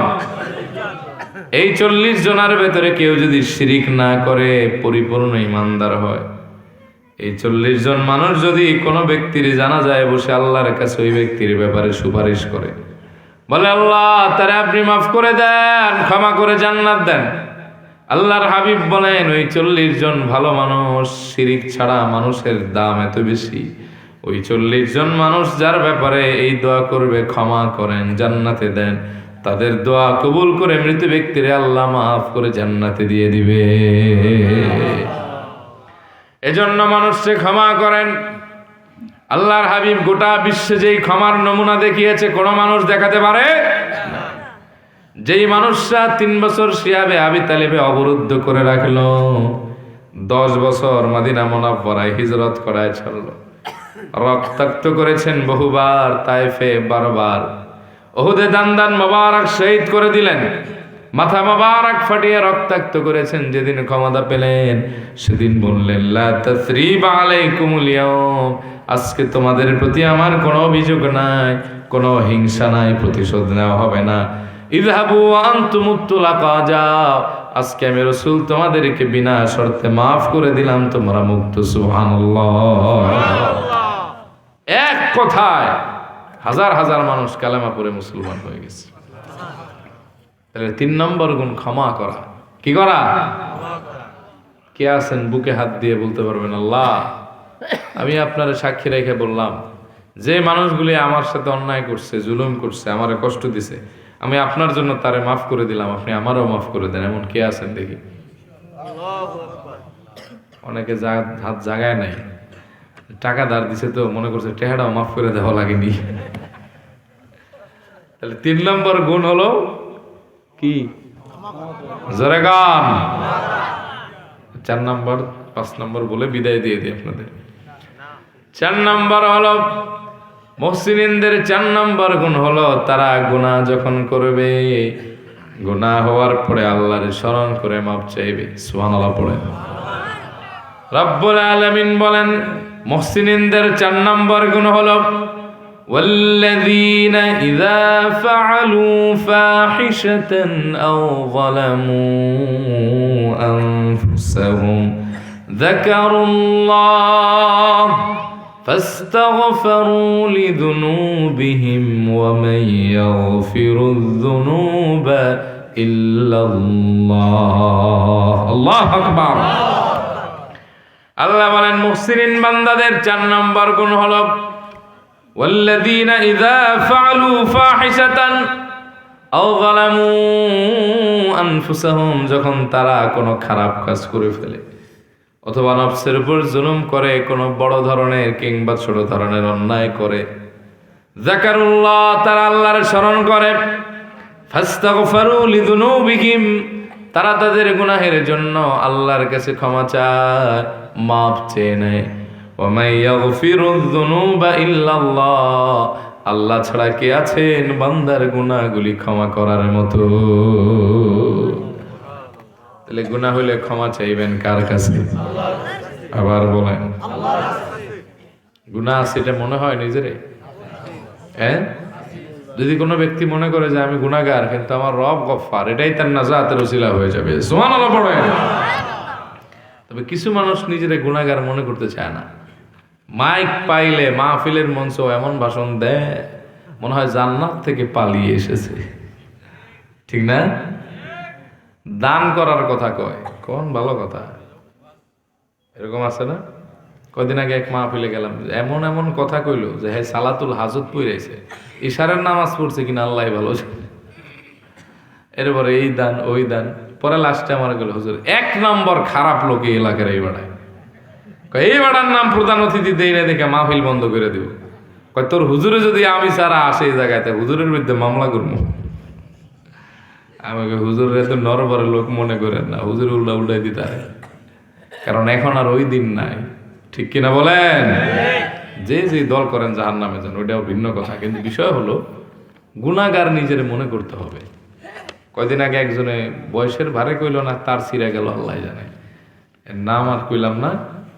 এই বড়ায় জাতীয় পার্টির এক লোকের ভাই কইতেছে আমি মোনাজাতে আমিন কই না, কারণ আমি তো কোনো গুনাই করি নাই। শয়তানে ওরে দেখে কই ইসিরে কি মিস্টেক করলাম, আমার দায়িত্ব তোরে দেওয়া দরকার আছে। আদম রে সেজদা না দিয়ে যে কি উল্টা করলাম, জিন্দিগি সারখার। তাহলে আপনারা আবার ওইটা মনে করেন নাকি যে আমার মতো ভালো মানুষ আর কি আছে, আমি কি গুনাহ করছি নাকি রে বেড়া? এটা মনে করা যাবে? রাগ করলে নাকি আবার? বুঝানোর জন্য বললাম। এই জন্য ক্ষমা চাইবেন কার কাছে? তওবা করবেন কার কাছে? গুনাহ ক্ষমা করে কে? এই আয়াতের ব্যাখ্যা আমি বুখারীর হাদিস পড়ছি, লম্বা হাদিস, শর্টকাটে শোনাই। আল্লাহর হাবিব বলেন যখন কোনো বান্দা গুনাহ করে আল্লাহর কাছে যখন ক্ষমা চায়, আল্লাহ এত খুশি হয়ে যান ফেরেশতাদেরকে বলতে থাকেন আমার বান্দা গুনাহ করছিল, কিন্তু সে জানে তার একজন রব আছে, তার রবের কাছে ক্ষমা চাইছে, রব বললাম আমি বান্দারে দিলাম ক্ষমা কইরা। এরকম 2 বার বলেন, 3 বার বলেন, 4বার বলেন, যতবার বান্দা জানবে তার একজন রব আছে আর সে তার রবের কাছে ক্ষমা চাইবে, রব হইলাম আমি, ততদিন বান্দারে মাফ করতেই থাকবো। এই জন্য আল্লাহর হাবিব সাল্লাল্লাহু আলাইহি ওয়াসাল্লাম তিরমিজির হাদিস এনেছেন। আল্লাহর হাবিব বলেন ইয়া ইবনা আদম ইন্নাকা মা দাউতানি ওয়া রাজাউতানি গফারতু লাক আলা মা কানা ফীক ওয়ালা উবালি। আল্লাহর হাবিব বলেন, আল্লাহ পাক ডেকে ডেকে বলেন ওরে বনি আদম তোমার গুনাহ যতই হোক এ নিয়ে তোমার টেনশনের কোনো কারণ নাই, যতদিন তুমি আমাকে ক্ষমার প্রত্যাশায় ক্ষমাকারী জেনে ডাকবে, স্মরণ করবে, ক্ষমা চাইবে, ততদিন আমি আল্লাহ পাক তোমারে মাফ করতেই থাকবো। ওয়ালা উবালি, এতে আমি আল্লাহ কিছুই পরোয়া করব না। কেউ যদি ভাবে আমার গুনাহ তো অনেক বেশি, আমার হালত কি হবে? আল্লাহ বলেন ইয়া ইবনা আদম লাউ বালাগাত যুনুবুকা আনানাস সামা সুম্মা আস্তাগফারতানি লাগফারতু লাক ওয়ালা উবালি। ওরে বনি আদম তোমার গুনাহগুলি যদি বরফের মতো জমতে জমতে আমার আসমানের কিনারাকে ছুঁয়ে ফেলে, গুনাহ যদি আকাশ পর্যন্ত পৌঁছে যায়, সুম্মা আস্তাগফারতানি এরপরে যদি আমার কাছে ক্ষমা চাও, গফারতু লাক ওয়ালা উবালি, আমি আল্লাহ অবশ্যই তোমাকে মাফ করব, এতে আমি আল্লাহ কিছুই পরোয়া করব না। কেউ যদি মনে করে আমার গুনাহ আরো বেশি, আল্লাহ বলেন ইয়া ইবনা আদম ইন্নাকা লাও আতাইতানি বিকুরাবিল আরদি খাতায়া সুম্মা লাকিতানি লা তুশরিকু বি শাইআ লা আতাইতুকা বিকুরাবিহা মাগফিরা। ও বান্দা, তোমার গুনাহ এক আকাশ আর দুই আকাশ না, 7 আকাশ আর 7 জমিনের মতো ভারী হয়ে যায়। এক পৃথিবীর সমান গুনাহ নিয়ে আমার কাছে হাজির হও, আর যদি তোমার আমল নামায় শিরকের গুনাহ আমি না পাই, লা আতাইতুকা বিকুরাবিহা মাগফিরা, আমি আল্লাহ ওয়াদা করলাম তোমার এক পৃথিবীর সমান গুনাহ আমি আল্লাহ মাফ করে দিব। তাহলে ক্ষমা চাইবেন কার কাছে? ওই আল্লাহর একটা ডাক দেন আল্লাহ, মোহাব্বতে ডাক দেন আল্লাহ, হৃদয়ের সব ইমানে আবেগ দিয়া বলেন আল্লাহ। আল্লাহর হাবিবের কোনো গুনাহ ছিল না, খাতা ছিল না। তিনি বলেন আল্লাহি ইন্নী লা আস্তাগফিরুল্লাহ ওয়া আতুবু ইলাইহি ফিল ইয়াউমি আকসারা মিন 70 মাররা। আল্লাহর নামের কসম, আমি রাসূল প্রত্যেক দিন কমপক্ষে 70 বারের বেশি আল্লাহর কাছে ক্ষমা চাই এবং তওবা করি।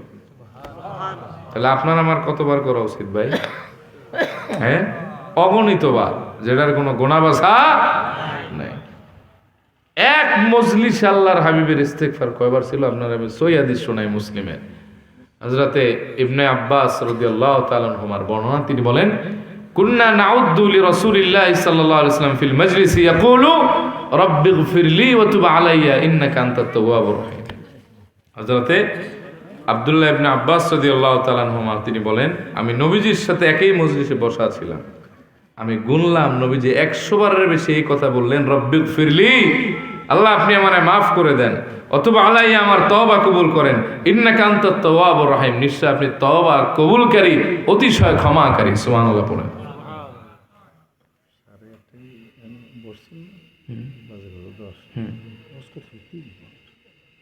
3 ঘন্টা ওয়াজের লোক তো আমি না, আমি সর্বোচ্চ ওয়াজ করি 1.5 ঘন্টা। এই যে সময় সে শুনবে কি? সুবহানাল্লাহ, কি বলেন? পেট ভরতে হইবে না, পেট উনা থাকিয়ে এরপরে চলে যাবে না না, বিষয়টা হলো আমি বলি 2 ঘন্টার উপরে আমার ওয়াজ করার সুযোগ নেই। এর কারণ হলো আমি বলি, হ্যাঁ রাগ করেন না, আল্লাহ আপনার হায়াত দারাজ করুক, কারণ আমার প্রোগ্রাম হলো প্রত্যেক দিন, কোনো রেস্ট নাই। এই যে আমার শ্বশুর বাড়ি আসলাম, ঢুকতেও পারি নাই, আমার ছেলে বারবার ফোন দিচ্ছে, বাবা তুমি কোথায়? সুযোগ নাই। এর কারণ হলো আমি গতকালকে মাহফিল করছি কুমিল্লা, আজকে হলো কই বাংলাদেশের আর এক প্রান্ত পটুয়াখালীর বাউফল, কালকে আবার কুমিল্লা, পরশুদিন চাঁদপুর, এরপরে আমার সফর আবার হলো সিলেট, এরপরের দিন আবার আপনাকে ওই যে শশীনা দরবার শরীফের পাশে, এরপরে 2 দিন উত্তরবঙ্গে। আমার সেপ্টেম্বরে শুরু হয়েছে প্রোগ্রাম, সেপ্টেম্বরের 3 তারিখ, সেপ্টেম্বর, অক্টোবর, নভেম্বর, ডিসেম্বর, রমজানের আগ পর্যন্ত মাহফিল, রমজানের ভিতরে অলরেডি 6-7টা প্রোগ্রাম নেওয়া। এই জন্য মন চায় আপনাদের লম্বা টাইম শোনাই, তো এক জায়গায় সার্ভিস বেশি দিতে গেলে আর এক জায়গায় দেওয়া যাবে না, বুঝতে পারছেন? বাজারের পাশে তো এই সবাই লোক আশা ধরছে, দোকানপাট আটকে গিয়ে। যাই হোক, আমি কইতে থাকি, দেখা যাক, হায়াত বাকি তো মোলাকাত বাকি। তো কষ্ট পাইতেছেন আপনারা বাবা? যেমন ভোলা, আমি ডরে মাহফিল রাখি না, ভোলা গেলে 3.5 ঘন্টা ওয়াজ করা লাগে। কয় ঘন্টা? আমি এক জায়গায় 2 ঘন্টা ওয়াজ করে গেলাম, মহাখির দেওয়া না, হুজুর ওয়াজ কি নতুন আর এক বিষয় করবেন? আমি কই কি কম 2 ঘন্টা ওয়াজ করলাম? কয় হ্যাঁ, আমাদের এখানে তো 3.5 ঘন্টা 4 ঘন্টা ওয়াজ করে। আমি কই বাবা এরকম জাপানি ইঞ্জিন আমার নাই। যাই হোক, আল্লাহ মাফ করুক, একবার আস্তাগফিরুল্লাহ বলেন, আস্তাগফিরুল্লাহ। তাহলে নবীজি 100 বারের বেশি এক মজলিসে কি করতেন? সুবহানাল্লাহ কইতে মন চায় না? তাহলে আপনার আমার কত হওয়া উচিত? এটার কোনো সীমা পরিসীমা নাই। আল্লাহর হাবিব বলেন, তুবা লিমান ওয়াজাদা ফি সাহিফাতি ইস্তিগফারান কাসীরা, ওই ব্যক্তিরা কিয়ামতের ময়দানে বেশি সৌভাগ্যবান হবে যাদের আমলনামায় বেশি বেশি ইস্তিগফারের আমল পাওয়া যাবে। সুবহানাল্লাহ পড়েন। এজন্য ক্ষমা চাইবেন কার কাছে? ক্ষমা চাইবেন, বলবেন আল্লাহ আমি আপনার গোলাম, আল্লাহ আমি আপনার কোনো হক আদায় করতে পারি না, আপনি আমার এমন রব যার রহম আর দয়ার কোনো শেষ নেই। আল্লাহ আমি মাঝে মাঝে ভুল করি, আবার তওবা করি, আবার গুনাহে জড়ায় যায়, আপনি যদি আমাকে দূরে ঠেলে দেন আমি কার কাছে যাব? আল্লাহ আপনি গফুর রহিম, আপনি আমারে মাফ করে দেন, কোন আমিন। মাঝে মাঝে তাহাজ্জুদে উঠবেন, ওঠার পরে আল্লাহ রাব্বুল আলামিনের কাছে ক্ষমা চাইবেন, ক্ষমা করে দিবে কে?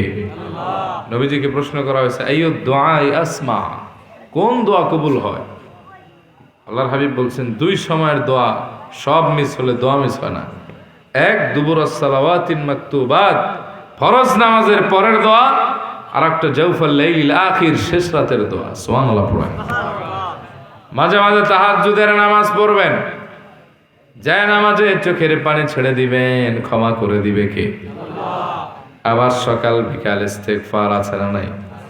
আল্লাহর হাবিব বুখারীর বর্ণনায় আছে ইদা কানা ইনসারাফা সালাতাহু ফাকাল, আল্লাহর হাবিব সাল্লাল্লাহু আলাইহি ওয়াসাল্লাম যখন নামাজ শেষ করতেন তখন বলতেন আল্লাহু আকবার, এরপর আস্তাগফিরুল্লাহ আস্তাগফিরুল্লাহ সালাসা মাররাতিন, তিনবার নামাজ শেষ সালাম ফিরায় নবী ইস্তেগফার করতেন। আবার শিক্ষা দিয়েছেন সকাল এবং সন্ধ্যা ইস্তেগফার পারেন? সাইদুল ইস্তেগফার মুখস্থ আছে আপনাদের?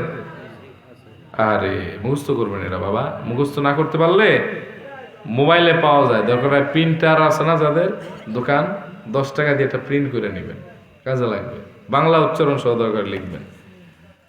আল্লাহর হাবিব বলেন সাইয়্যিদুল ইস্তিগফার এটা এত দামি, যে ব্যক্তি সকালবেলা পড়বে, সকালবেলা পড়ার পরে যদি সন্ধ্যার আগে তার মারা মৃত্যু হয়, দাখালাল জান্নাহ, সে ব্যক্তি জান্নাতে চলে যাবে। আবার সন্ধ্যায় পড়লো, ফজর হওয়ার আগে সে ব্যক্তি যদি মারা যায়, দাখালাল জান্নাহ, সে জান্নাতে যাবে। পারেন আপনারা? আলেমরা তো পারেন, কিন্তু অনেক পাবলিক পারেন না, মুখস্থ করবেন। আল্লাহুম্মা আনতা রাব্বি লা ইলাহা ইল্লা আনতা ফাগফিরলি ওয়া আনা আবদুক ওয়া আনা আলা আহদিক ওয়া ওয়া'দিক মাস্তাতা'তু আউযু বিকা মিন শাররি মা সানা'তু আবুউ লাকা বিনি'মাতিকা আলাইয়া ওয়া আবুউ লাকা বিযামবি ফাগফিরলি ফাইন্নাহু লা ইয়াগফিরুয যুনুবা ইল্লা আনতা। অর্থ জানেন? আল্লাহুম্মা আনতা রাব্বি, আল্লাহ আপনি আমার রব, লা ইলাহা ইল্লা আনতা, আপনি ছাড়া আর কোনো ইলাহ নাই, ফাগফিরলি আপনি আমারে মাফ করেন, ওয়া আনা আলা আল্লাহুম্মা আনতা রাব্বি লা ইলাহা ইল্লা আনতা খালাকতানি, আল্লাহ আপনি আমারে বানাইছেন, ওয়া আনা আবদুক আমি আপনার গোলাম, ওয়া আনা আলা আহদিকা ওয়া ওয়া'দিকা মাস্তাতা'তু আমি আপনার কাছে ওয়াদাবদ্ধ দৃঢ় প্রত্যয়ীভাবে যে আমার যতটুকু কুলায় সাধ্যের ভিতরে আমি আপনার ইবাদত করব। সুবহানাল্লাহ পড়েন। আমারে যত নেয়ামত আপনি দিয়েছেন আল্লাহ, এই নেয়ামত আমি স্বীকার করতেছি, আর আমার যত গুনাহ আছে এটাও আমি স্বীকার করতেছি। আল্লাহ আপনি আমারে মাফ করে দেন, আপনি ছাড়া মাফ করার আর কেউ নাই। সুবহানাল্লাহ পড়েন। সুন্দর না? যে ব্যক্তি সকালে পড়বে, সন্ধ্যা হওয়ার আগে মারা গেলে আল্লাহ তারে মাফ করে জান্নাতে দিয়ে দিবে। আর সন্ধ্যায় পড়ছে, সকাল হওয়ার আগে যদি সে মারা যায় তাহলে জান্নাতে দিবেন কে? তাহলে মুহসিনিনরা ক্ষমা চাইবে কার কাছে? ওয়ামান ইয়াগফিরুয যুনুবা ইল্লাল্লাহ, আল্লাহ ছাড়া আর কে আছে বান্দার গুনাহ রাশি ক্ষমা করার মতো? সুবহানাল্লাহ। এজন্য ভিন্ন হাদিসে আছে আল্লাহর হাবিব বলেন যে ব্যক্তি ইস্তেগফার করবে বেশি বেশি, তারে রব্বুল আলামিন শ্রেষ্ঠ 5টা উপহার দিবেন। কয়টা? 1 নম্বরে মান লাজিমাল ইস্তিগফার জাআলাল্লাহু লাহু মিন কুল্লি দিকিন মাখরাজা, আল্লাহর হাবিব বলেন যে ব্যক্তি বেশি বেশি ইস্তিগফার করবে, যাবতীয় বিপদ মুসিবত থেকে আল্লাহ পাক ওই বান্দাকে দ্রুত মুক্ত করে দিবে। 2 ওয়া মিন কুল্লি হাম্মিন ফারাজা, যত ধরনের টেনশন আছে, ডিপ্রেশন আছে, দুশ্চিন্তা আছে, পেরেশানি আছে তা থেকে আল্লাহ পাক বান্দারে মুক্ত করে দিবেন। এই টেনশন একবার যার ধরে তার খাইলে ভালো লাগে না, ঘুমালে ভালো লাগে না, ঘুমিয়ে ঘুমিয়েও দুশ্চিন্তায় পড়ে যায়, দুঃস্বপ্ন দেখে, স্ত্রীর কথা ভালো লাগে না, বাপ মার সাথে খারাপ আচরণ করে। এই দুশ্চিন্তার কারণে মানুষ আত্মহত্যার পথ বেছে নেয়, এরকম আছে না নাই? আল্লাহর হাবিব বলেন তুমি বেশি বেশি ইস্তেগফার করো, দুশ্চিন্তা সব দূর হবে, প্রশান্তির জীবন দান করবেন কে? 3 নম্বর, ওয়ারাযাকাহু মিন হাইসু লা ইয়াহতাসিব, এমন জায়গা থেকে ওই ইস্তেগফারকারী বান্দার জন্য আল্লাহ রিজিকের ব্যবস্থা করবেন যা বান্দা কোনোদিন কল্পনাও করে না। যাদের চাকরি হয় না, ব্যবসা দিচ্ছেন, ধরা খাইতেছেন, ঋণে জড়িয়ে যাচ্ছেন, আপনি ইস্তেগফার করেন, বরকত বাড়াই দিবে কে? 4, যে ব্যক্তি বেশি বেশি ইস্তেগফার করবে আল্লাহ তাআলা দুনিয়া এবং আখিরাতের আযাব থেকে তারে বাঁচাবেন। সুবহানাল্লাহ কইতে মন চায় না?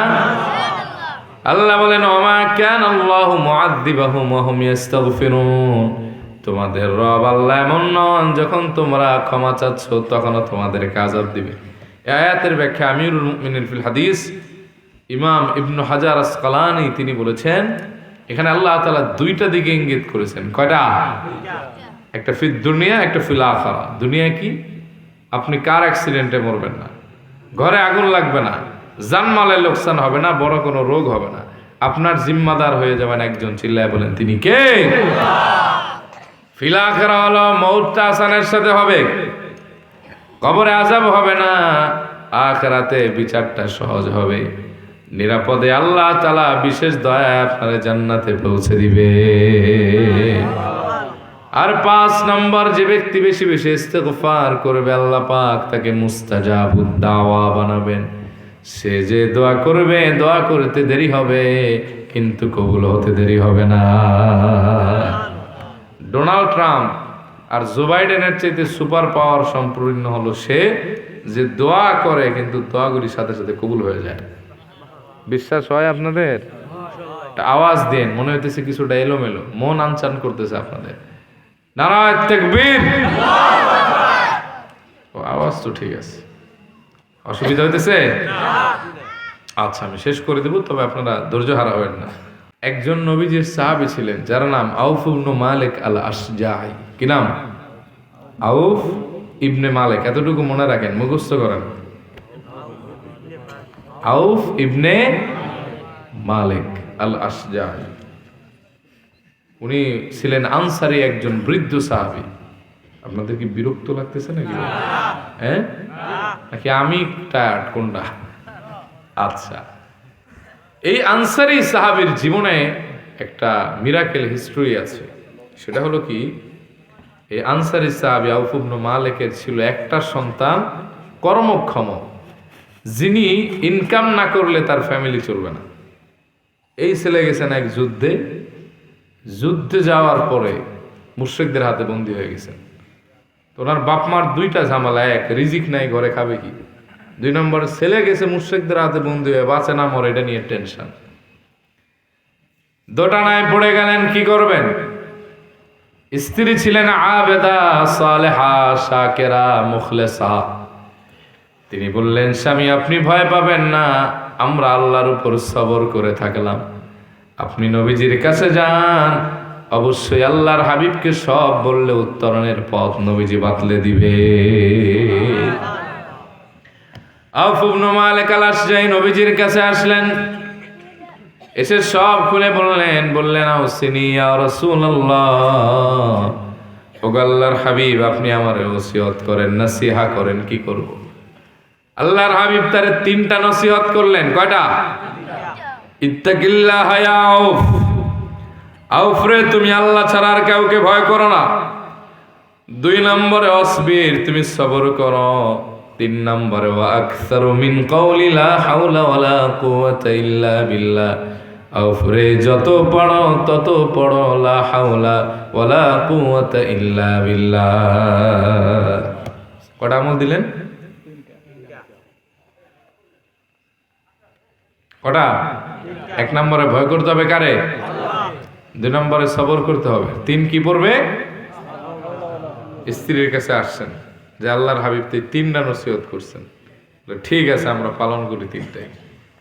কয়েকদিন পরে আউফ ইবনে মালিক আল-আশজাঈ ইশারের নামাজ পড়ে তার দরজার সামনে দেখতেছেন কে যেন এক পাল বিশাল ছাগল নিয়ে দাঁড়ায় আছে মুজাহিদের মতো। আউফ ইবনে মালিক আল-আশজাঈর চোখ গুলে গেল বড় বড় হয়ে।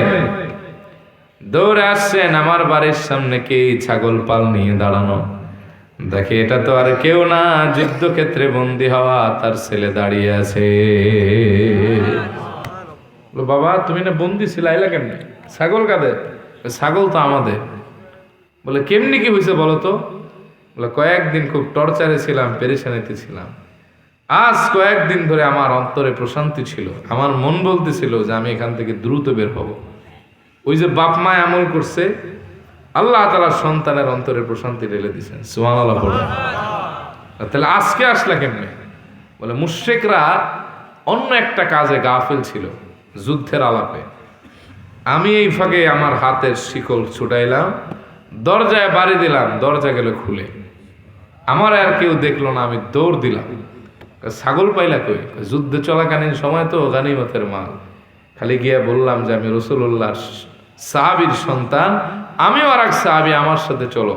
এতটুকু বলতে দেরি পুরা ছাগলের পাল এই শত শত কিলোমিটার বেয়ে আমার কাছে চলে আসছে। এত দূর তুমি আইলা কেমনে এত তাড়াতাড়ি? বলে জানি না আল্লাহ পাক কোন কারণে আমারে দয়া করছেন। বলে আমি কদম দিচ্ছিলাম, মনে হচ্ছে প্রত্যেক কদমে শত শত কদম রাস্তা আমার পায়ের তলা দিয়ে দ্রুত চলে যাচ্ছে। এখন জানতে মন চায় না ছাগলের পালে কয়টা ছাগল ছিল?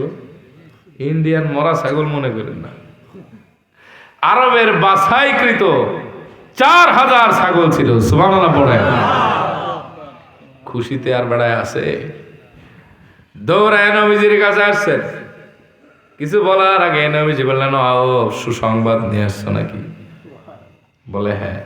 বলে আও ফ্রি সুসংবাদ দিতে হবে না, তুমি আসার আগে তোমার সামনে আল্লাহ সূরা তালাকের আয়াত নাজিল করে দিয়েছে। ও তুমি আসার আগে আয়াত নাজিল হয়েছে, ওমান ইয়াত্তাকিল্লাহা ইয়াজআল লাহু মাখরাজা ওয়া ইয়ারযুকুহু মিন হাইথু লা ইয়াহতাসিব। আউফরে আল্লাহ পাক জানিয়েছেন যে ব্যক্তি আল্লাহরে ভয় করে, আল্লাহ পাক তারে বিপদ থেকে দ্রুত মুক্ত করে দেন।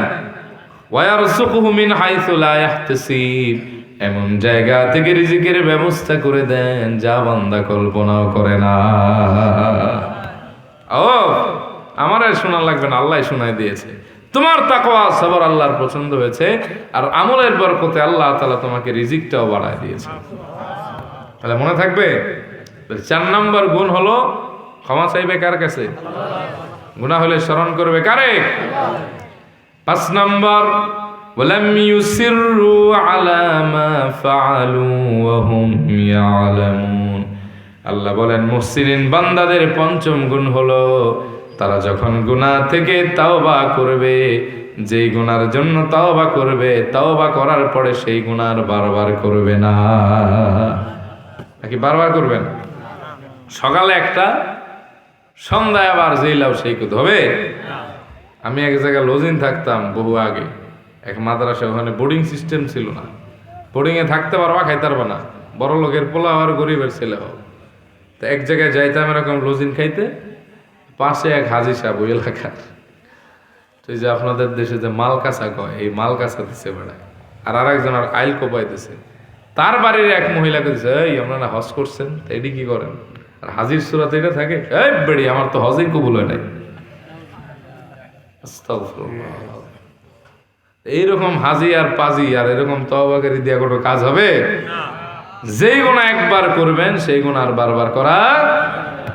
ইমাম আবু হানিফা রাহমাতুল্লাহ আলাইহি বলা হয়েছে যে তওবায়ে নসুহ আর তওবা কেমন হতে পারে, সেটা হবে এমন, ওলান থেকে দুধ বাই করলে এটা যেরকম রিটার্ন ঢুকানো যায় না, এক গুনাহ থেকে এমন ভাবে তওবা করে পবিত্র হবে, জিন্দেগিতে ওই গুনাহ আর করবে না। তাহলে গুণ হলো কয়টা? 1, আল্লাযীনা ইউনফিকুনা ফিস সাররাই ওয়াদ দাররা, অভাব এবং সচ্ছল দুই অবস্থায় আল্লাহর রাস্তায় দান করবে। 2 নম্বরে রাগ দমন করবে। 3 নম্বরে মানুষকে ক্ষমা করবে। 4 নম্বরে গুনাহ হইলে আল্লাহরে স্মরণ করে মাপ চাইবে। 5, যেই গুনাহ করবে এই গুনার তওবা করার পরে বারবার করবে না। এই 5 দল মানুষের ব্যাপারে এবার আল্লাহর ফাইনাল কথা হলো, উলাইকা জাযাউহুম মাগফিরাতুম মির রাব্বিহিম ওয়া জান্নাতুন তাজরি মিন তাহতিহাল আনহার খালিদিনা ফিহা ওয়া নি'মা আজরুল আমিলিন। আল্লাহ বলেন এই 5 দল হলো তারা যাদেরকে তাদের রব তার রবের পক্ষ থেকে ক্ষমার ঘোষণা দিয়েছে। তারা মরার আগে গুনাহ মুক্ত হয়ে ক্ষমা নিয়ে মরবে, সুবহানাল্লাহ পড়েন। এবং মরার পরে মরতে দেরি হবে। ওয়া জান্নাতুন তাজরি মিন তাহতিহাল আনহার, এমন জান্নাতে আল্লাহ পাক তাদেরকে প্রবেশ করাবেন যার তলদেশে নহর প্রবাহিত। খালিদিনা ফিহা, তারা সেখানে আদি এবং অনন্তকাল থাকবে। ওয়া নি'মা আজরুল আমিলিন, নেকামলের বদলা কতই না সুন্দর, সুবহানাল্লাহ। সাদাকাল্লাহুল আযীম ওয়া সাদাকা রাসূলুহুন নবিয়ুল হাবিবুল আমিনুল কারীম ওয়া নাহনু আলা যালিকা লামিনাশ শাহিদিন والشاكرين والحمد لله رب